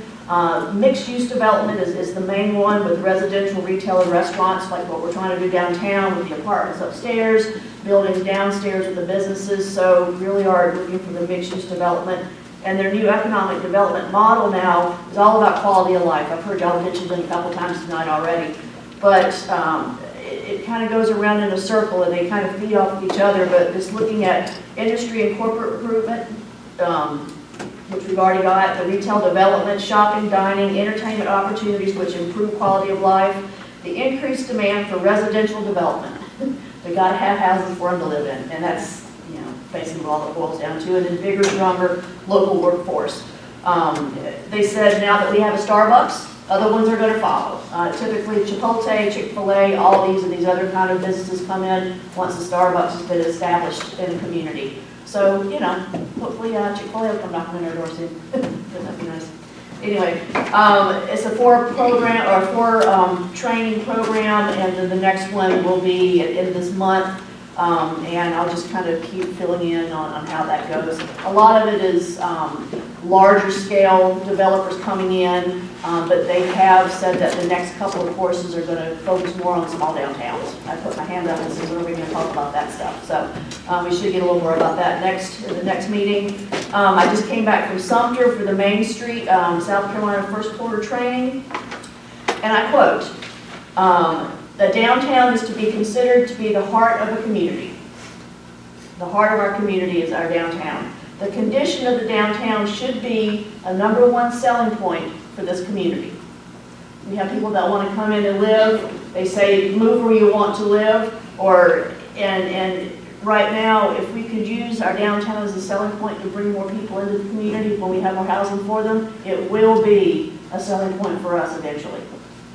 2 years, 5 years, 10 years, it's not going to happen right now, but it needs to be our #1 selling point. The secret to many thriving downtowns, and this is what they were telling us in this class, is that the government tends to be in the real estate business. They buy the buildings, the properties, fix them up, and then sell them. Incubators are a strong point right now with small-scale businesses, and what we need are distilleries, coffee shops, pet stores, breweries, candle makers, some of the more small type businesses. And a lot of these towns and cities are becoming where they are now just because a lot of the governments are buying the buildings like we are. The buffet lot, the building, the bank, and we didn't buy that, but we acquired it. And then the building behind us. So slowly but surely, real estate is kind of where the government needs to be and helping us out as much as possible. I would be opposed to us considering buying a building, doing it, let it be a model of, of what we want, what we expect. That excites me. And part of our model that we're working out of is we don't want to, I'm talking about the people that we invested in that building downtown. We're really not interested in having a lot of real estate. We want to turn that over, and when we turn it over, we'll just go to the next building, and maybe that's how we ought to take this money and really do a good job buy a building, do a really good job of renovating it, sell it, turn that money over and do it again. And maybe that's how we march down Main Street. And then we get exactly what we want. And it'll all be the code. And maybe that's the way we ought to do it. I don't know. But it was a strong point in this particular training, and the incubator spaces are an interesting option right now too. And there's a couple of buildings there that we could actually use as incubator spaces, and then you rent it out for a certain amount of time, and they could move into their own business. But a lot of great ideas. So I enjoyed being at all those. And we have one new business. She's not actually open yet, but they did the ribbon cutting. It's the Hall of Queens, the hair salon, so look forward to meeting her soon. And there is telltale of another business coming in, a juice bar at one of the other properties right across the street from the bank also. So good things are happening. Slowly but surely, we're getting a couple new businesses in there. Events that we're doing, coffee and talk. Sometimes I have 5, sometimes I have 20 people show up. It's great. It's for everybody. The next one will be on February 23rd from 7:30 to 9. It's awfully early, but that's okay. They're stopping by to talk. I always have some nice people show up. And then the Chit Chat and Chew, I did the first one last month, was a great success. We missed you, Dave. I'm sorry. He said, when's that? That was the I'm sorry. coffee thing was at 7:30. 7:30 to 9 in the morning. They just stop by and have coffee and donuts, and I've been getting breakfast sandwiches, and we just chat. Every now and then we'll get, one idea that might come into, a great possibility, or sometimes they just run in and get a donut and leave. But it just, it's a free-for-all. Glenn from Anderson Brothers Bank, they've been sponsoring them in the past. Just stop by and say hello. You never know what might happen. And then the Chit Chat and Chew for the people that couldn't make it in the morning. Somebody complained on Facebook that there was something at night, so I did one at night also. And that's usually catered by Casey David, and it's just a nice time. It's kind of like a chamber event, but it's, without the chamber, but a lot of people that go to those events come to us also. And we'll be doing this once a month. I'm looking forward to the City of Dillon Business Expo. I think they've got a pretty good vendor list that's going to be taking place there, so we're working with them on that. I'm working with the library on a children's event called Story Walk Downtown, where different pictures of a book, Pete the Cat, I believe, are going to be in the windows of the businesses, and the kids can walk around and read the book and visit the businesses and just walk around downtown and get some fresh air too. So, and then the St. Patrick's Day celebration. Food, beer, amusement, rides, and dandy locking. It will take place on March 12th. We're actually going to get a giant slide and a little roller coaster for the buffet lot. Dandy will be just emceeing and hosting it. So it should be a good time from 11 to 3. So hopefully you guys will all be there for that. I won't be, I'm sorry, but I'll be there in spirit. But I hope you guys will come out and enjoy that. And my most exciting thing that I'm excited about is that Zed and I are going to be working on a podcast. So instead of walking around and filming people, we're actually going to do a podcast. It'll be a 30 minutes each month, and it's called the Destination Downtown Dillon Lowdown. And I'll be the host. We'll do various topics, like the first one we're doing will be just kind of the vision of the downtown. And we'll usually have one department head or council member there, so I'll be contacting you all. A business owner, a special guest, a DCA member will be there also, and it'll be usually probably maybe the last Friday of the month. It'll just be for 30 minutes during lunchtime from 12:30 to 1, so maybe somebody will kind of chime in and listen. So if you want to talk a little bit about how that information goes out? Yeah, we can, just briefly. It'll be live streamed to Facebook, similar to what this is. Me and Luke have gotten some nice drone shots of the city, downtown, courthouse, the stadium, high school, the store building, and a couple other places. So during this podcast, we'll play that video on the screen so people will have something to look at. And in the background, Miss Lisa and some of the council, whoever she has on there, will run, talk about, just enjoy each other's company, I guess, and just have fun. If you're not familiar with what a podcast is, it's just kind of an old-fashioned radio show. It'll be live. More relaxing than in front of a camera. Oh, yeah, absolutely. A lot of people don't want to talk or don't want to be filmed, so at least this way it's, we're hearing their voice, but we don't have to see them. And So I think it should be really exciting. It's just 30 minutes. And I'll always focus on one downtown business owner at each podcast. So there'll be like a business of the month for the most part. And then Alicia Lewis is going to be our first one. She's got the law office downtown. She'll be with us at the end of this month. And I think Mayor Wallace is going to be there, and Stephanie will be there, and we'll just see how it goes. It's a time to experiment and have a little bit of fun, and I know Pat's going to come in, and pretty much everybody in this room eventually is probably going to be spoken to about it. So just be on the lookout for it. That's pretty much it. Can I ask you a question? Yes. What about, do they have any kind of like CDC grants or community block grants or anything like that? I'm sorry, what's that? Grants for property, you know, like CDC grants for homes. Community block grant? Yeah. Yeah, I've been dealing with those. Yeah. We'll go through the cog on those. On community, just like we did one on Martin Luther King, cog did that before. Ms. Lisa, do you have a list of the grants that you've applied for since you've been working with the city? The one I'm working on right now is the one for the police department. That's the only one. That with all my other duties, that's the only one I can do right now. And how much is that for? It'll be $50,000. It'll be for the inside of the police department. It can't be for the real estate, they call it. It has to be for the products inside, like the computers and the desks and supplies. Is there a match on that? They'll only pay up to 50% of, or 51% of what the total cost is. That'd be a guess. Yeah. So we're gonna hope for 50,000. That's the max that they'll provide. Thank you. And that's through the USDA. Citizens report. I'd like to speak. Sat here a long time, if you get, bad your time. All right. New business, old business, none, new business, resolution number 0122, community block grant. This is the flood mitigation. This is the first reading, basically accepting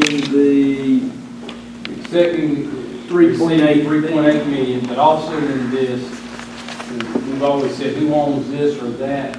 By doing this, by accepting this award amount and then completing the work, the city from that day forward will always own and have to maintain, which we maintain most of it now. We would actually be the owner of that portion that we're doing here. And if you saw on the back of this resolution, I put you a map there. I guess it's pink or red, maroon color. That's the area we're talking about of those three projects. Okay, can I get a motion? I make a motion. Second. That's it. All those in favor? Aye.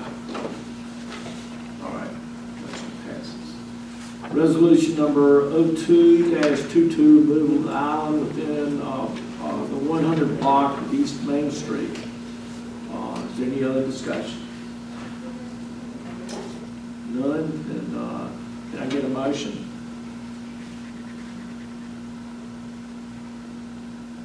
I make the motion to talk about it. I make the motion. I'll second. Okay. All those in favor? Opposed? 5-1.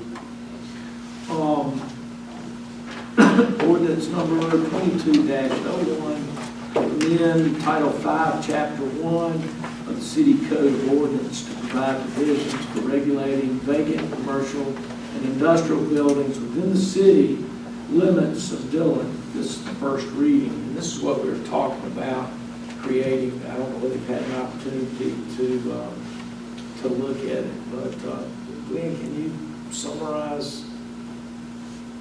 You can summarize better than I, but I'll try.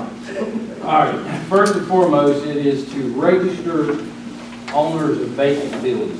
We kind of know who owns what buildings to some degree. We do have some that live out of town. But this would be to register your building if it's vacant.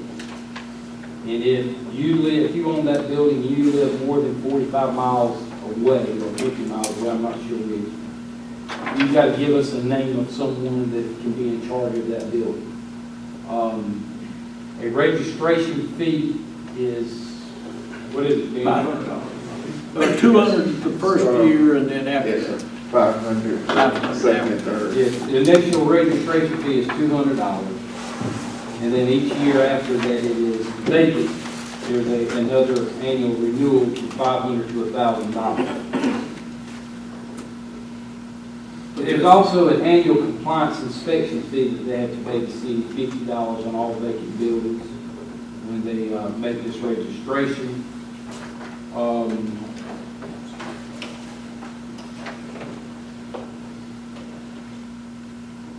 But there was also a monthly fee if they don't comply. Yeah, failure for an outright, and when they do this, when we have these vacant buildings that register, they've got to give us a timeline of when they're gonna do something to that, or when they hope someone's gonna move into that building, or if there's stuff that needs to be done in that building, they have to give us a timeline. And if they don't follow that timeline, then there's a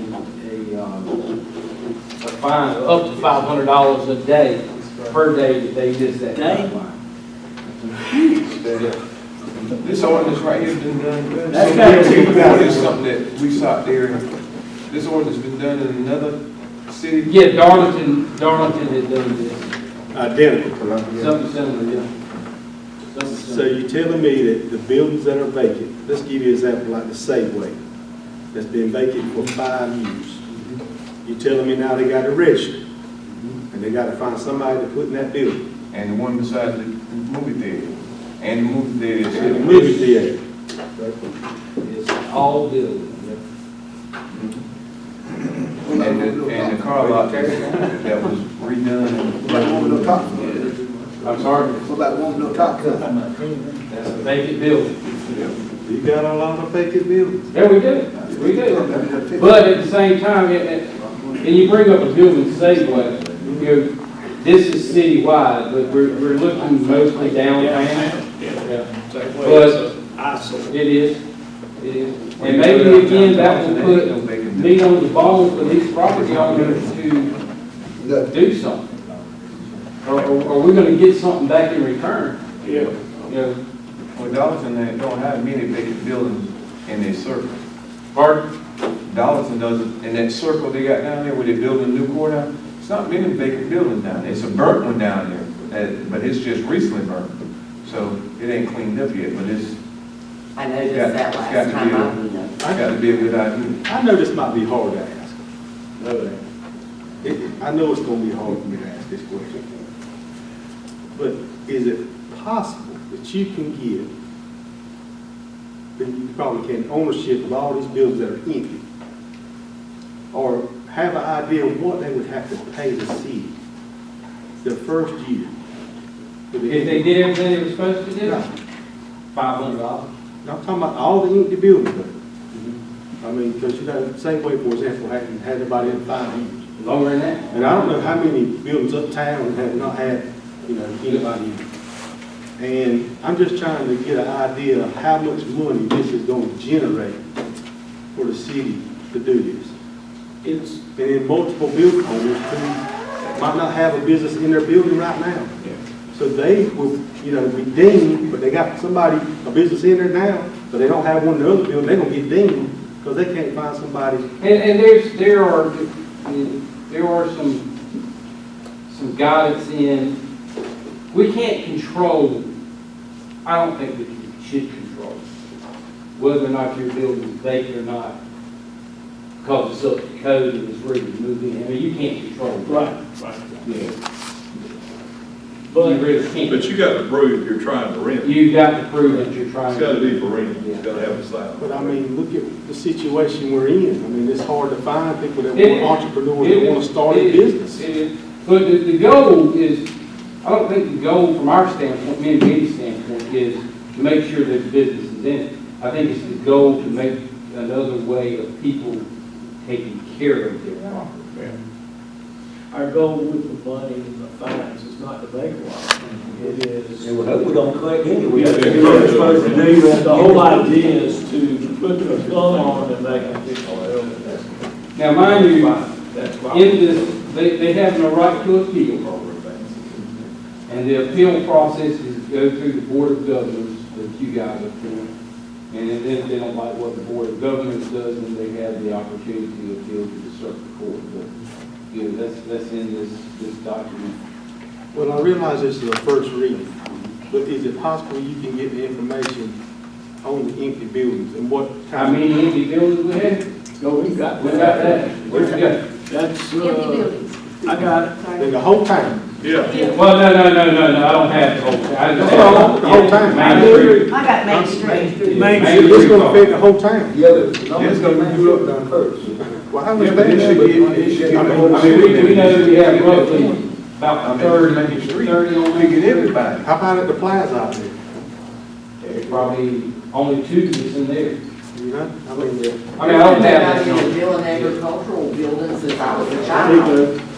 I did here. I mean, what, There you go. not to get sidetracked, the cinemas, are we gonna get our cinemas open back up or? Hadn't heard nothing from them. Sure did miss that. Yeah. But why didn't we keep our scope on it in the historic district instead of going outside of it? No, it's, the ordinance is for citywide. That's what I'm The saying. Well, why ordinance is for citywide. It is citywide. It is citywide. I think you're better off to do it citywide, because then you don't have a argument where treating people unequally as citywide. Yeah. But it That's was, probably. the idea was behind it was to help downtown. Yeah, but there's a lot of places in the city that are rented for storage. If not, I mean, it's not rented for purposes of a building, they just use it for personal storage. Well, it's up to code, and, you know. But it don't have to meet the code if it's being used, unless they're remodeling the building. Yeah, they still have to meet codes, even if they're stored. But if you're selling your building, you don't have to pay the register fee or anything like that, as long as you're selling your building. If you can show that you're actually, Yeah. You got to see it. again, we can't control if your building sells or not. What is that? But it exempts you if you're trying to If sell you're your building.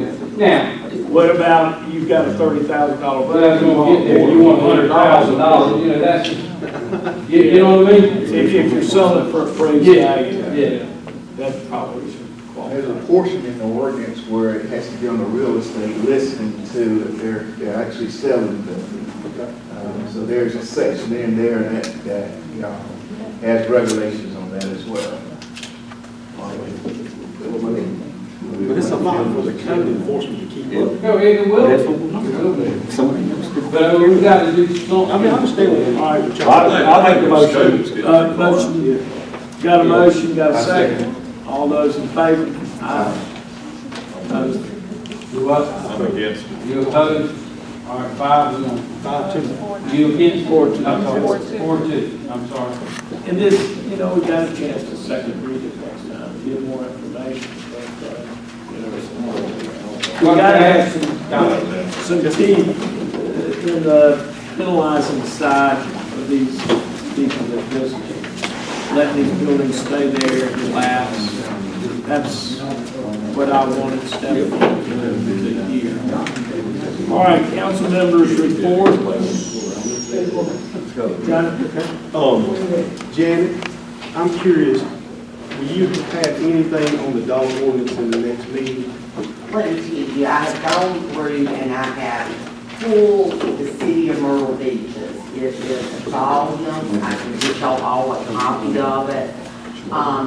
My understanding is it's been really researched, it's been tried numerous times, never had a problem upholding it. It's going to be very detailed. I don't know that you want it that detailed, but I can get that to all of y'all before the next meeting if you'd like to, and that way you can look over it. But that's going to kind of go from Dillon's detailed, you know, and at the other end would be just very basic. And you may want to have all of it, may want to have parts and pieces. On the west side over here on Carolina Avenue, Glenn, the lighting, still don't have lighting, it's been 6 months. Yeah. What do? We pay in Duke Energy a good amount of money. Tina's working with Mindy Taylor with Duke Energy. They have changed so much stuff. Hopefully we get it working, because I got 5 or 6 that's been out. They're not just out. Those that requested for lights that we don't have them, but we just ain't getting Duke's working with them. Yeah. Last thing I got is, it's kind of disturbing to me, is that the Inland Port bought what they call the Port Logistics Center, going out to 95, okay? 14 months ago, I wasn't privy to some of the meetings that they had, but it was brought to the council that we would not get any tax money off that. Do you remember that, Dr. Walton? Out there at the Inland Port, I remember us discussing, how would we get? No, that's the, they talking about Yeah, the new deal, the logistics center. Side Harbor Parade on 34. Remember, we were gonna annex it, And we couldn't annex it. the industrial park group and all those was against us, remember that? Yeah. That's where you're talking about. This building changed ownership and sold for $47.5 million, and the city didn't get a dime off of it, okay? The thing I'm trying to figure out, in our ordinance, it says if we give utilities and all that, that we're entitled to get tax money off this property. The problem I have, Glenn, is that you tried to get this thing annexed for years, okay? We talk about growing, we talk about development. I went today to the treasurer's office, and just on the property taxes alone, the county got $10,000, okay? Not counting the building, I couldn't get that information, it's so secret. But I can imagine how much thousands of dollars they got for the building being sold, and the city gets zero. But if you're on the right-hand side of the road, QT's is coming in May.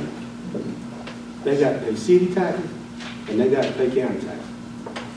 I want to know, per our ordinance, we're supposed to be getting tax money off this. I don't know what happened. We dropped the ball tremendously.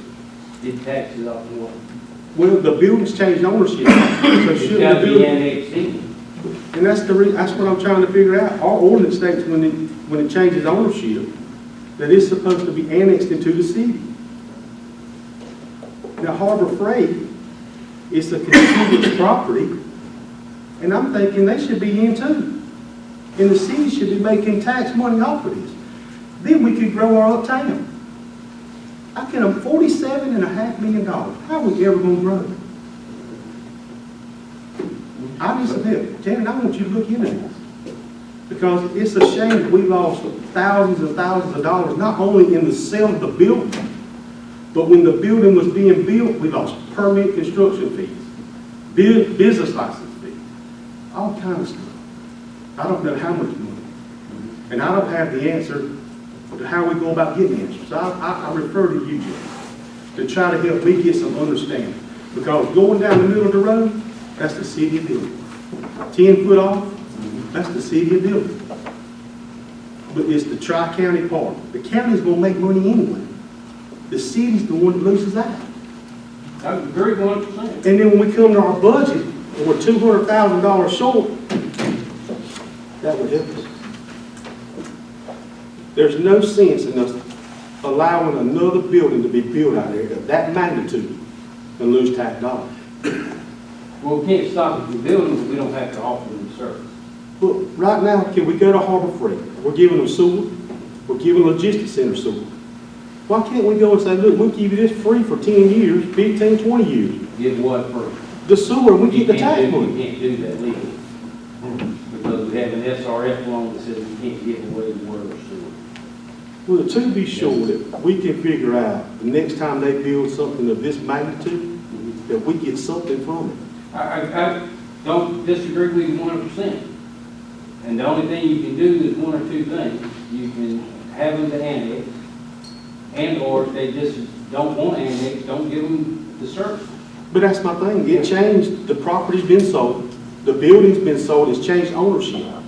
Now, when you came in, it was something that was way over my head legally, but now that our ordinance states when it changes hands like that, they are supposed to annex. I could be wrong. They are. How does that work? I mean, who's responsible for having them annexed? Well, here's, in this situation, and I'm making, I think Harbor Freight said this logistic area. Yes. So the water, the sewer was going to be in Harbor Freight's name. It's not in property now. It's in Harbor Freights now. The worst, the sewer.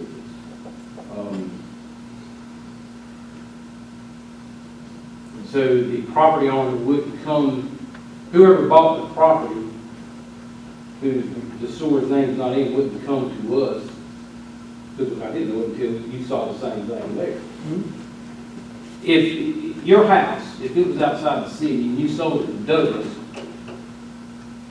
and you had our services, And didn't have it cut off. and Douglas comes up and says, I want that in my name, I just bought that house, boom, Douglas, you're contiguous, you're gonna annex, or we're not gonna give you the service. But in this case, nobody come to us to say, they didn't change services, they just changed property ownership. So, I'll give that to the legal. Yeah, give me the ordinance and. I mean, for $47 million? One caution on that is that, if we take the wrong attitude as a city about developmental growth,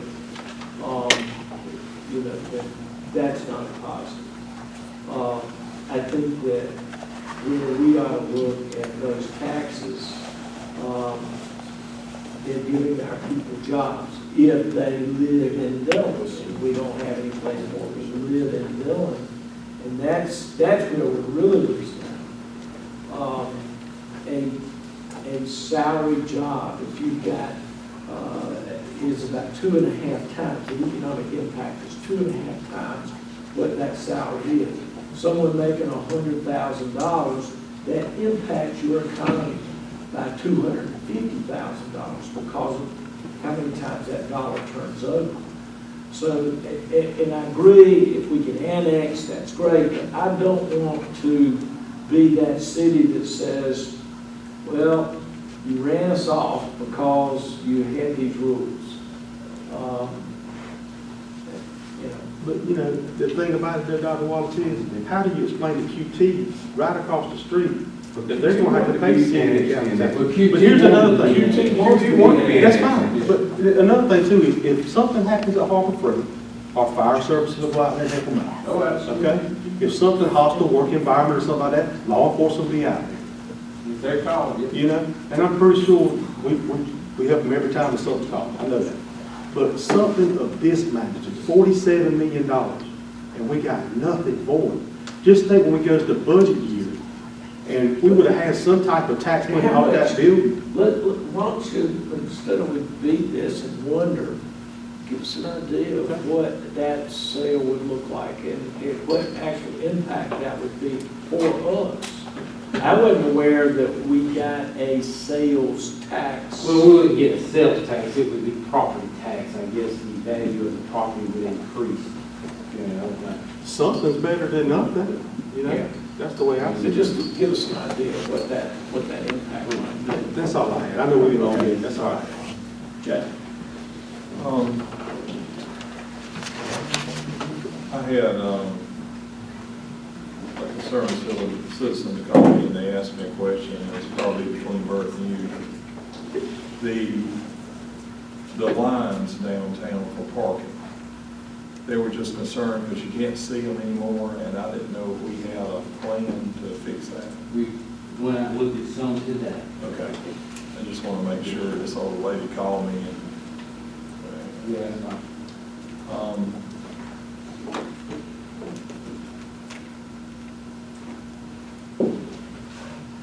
Thinking about I experienced something this past week. I had somebody come and meet with me and some other individuals. There were 5 buildings downtown that they wanted to buy because it was in the opportunity zone. But then when the parties all got together, and I know the owners of these properties have full control of what they want for these buildings, and I don't have a problem with that, because if I own my property the same way. But when they start going up 6 or 7 times of the appraised value, and I don't know, y'all. I don't know what the answer is for downtown, but when you see that, it's going to be impossible to ever get anything. I mean, this thing, 22-1, the reason I voted against that is I think we're busting everybody's chops anyway, one way or another. And I can't see kicking them down any further, kicking the can down the road. And I think if you start finding people and doing other things, you could just make them hostile. Because if they're being used for any purpose outside of the historic district, I don't have a problem with it. And you got a lot of them in this town. And you go ruffle a lot of feathers when you start going outside of the historic district. Now, I understand the opportunity zone is pretty wide in our town. It's almost the size of our town. But if you know this, there's 5 buildings right now. I'm gonna tell you, this is another 5. They want like $300,000 or $400,000, $500,000 for something to pay $30,000 or $40,000 for. And that makes no practical sense to me when they've done nothing to the property. Now, when you're trying to make that kind of profit off of Dillon, that's really weird to me. Because who in the world, as far as an opportunity zone, is going to come invest that kind of money for a tax break, knowing what they bought these individuals around this property for? And that's what we're faced with. And that building, I think we got messed up. We sold it for, we own that building. Yeah, 56,000, I think is what we let go. But again, look at what it's selling for now, and it's ridiculous. 600, yeah. But I mentioned it before in the meeting, if we could partner with the individual like that, let them put up their $600,000 building and partner with them. Well, but if that's the only way we're going to get things. That, I don't think we'll ever see it. But the thing about it, if that's the only way to refurbish buildings downtown, then just throwing money at them again and getting shot in the back over and over. There is no way that a contractor can give you a price and hold to that price on an old building. And Dr. Wallace can probably vouch for that because he has one and I had one, which wasn't in the historic district, but it was close. They told me X number of dollars, it ended up being 3 times that. So if you're talking about doing $30,000, there is no way you can even touch it. You might could put a roof on it, but that's as far as you can go. Now, I'd love to see them dried out. I'd love to see all these buildings dried out. But if people are not able to afford the building and sell the building, I would never keep anything in my life empty. Well, and that's for a long period of time. Hopefully, by what we passed, it's going to light a fire to them, and they're going to sell them or fix them up. Well, I think the scope's too wide, and I'd be for it in the historic district, but I'm not any further than that. There's too many buildings empty in this town outside the historic district. Well, that's first reading, and if we want to discuss that, maybe we could offer it in the next, before we take the second vote. And that's all. But I understand what you're saying. There are buildings that are just for storage. Vote? Sir, I want you again, you in a minute, do me a favor. These houses, these properties right here, that they ain't cut in years, and they stuff all around. There ain't no way y'all can get in and cut this thing for $85 no more. Bust tires, stuff. What y'all need to do is get together, get a price and put on the people, and send the bill to them. If they want to get it cut, let them cut it. If y'all give them certain time they don't cut and charge what the retail charge is on. Because they get ridiculous, more ridiculous with it. 85 is the minimum payment or minimum charge. I forgot what the maximum is. We need to Have have a a maximum. maximum. There is no maximum. You can't put a maximum?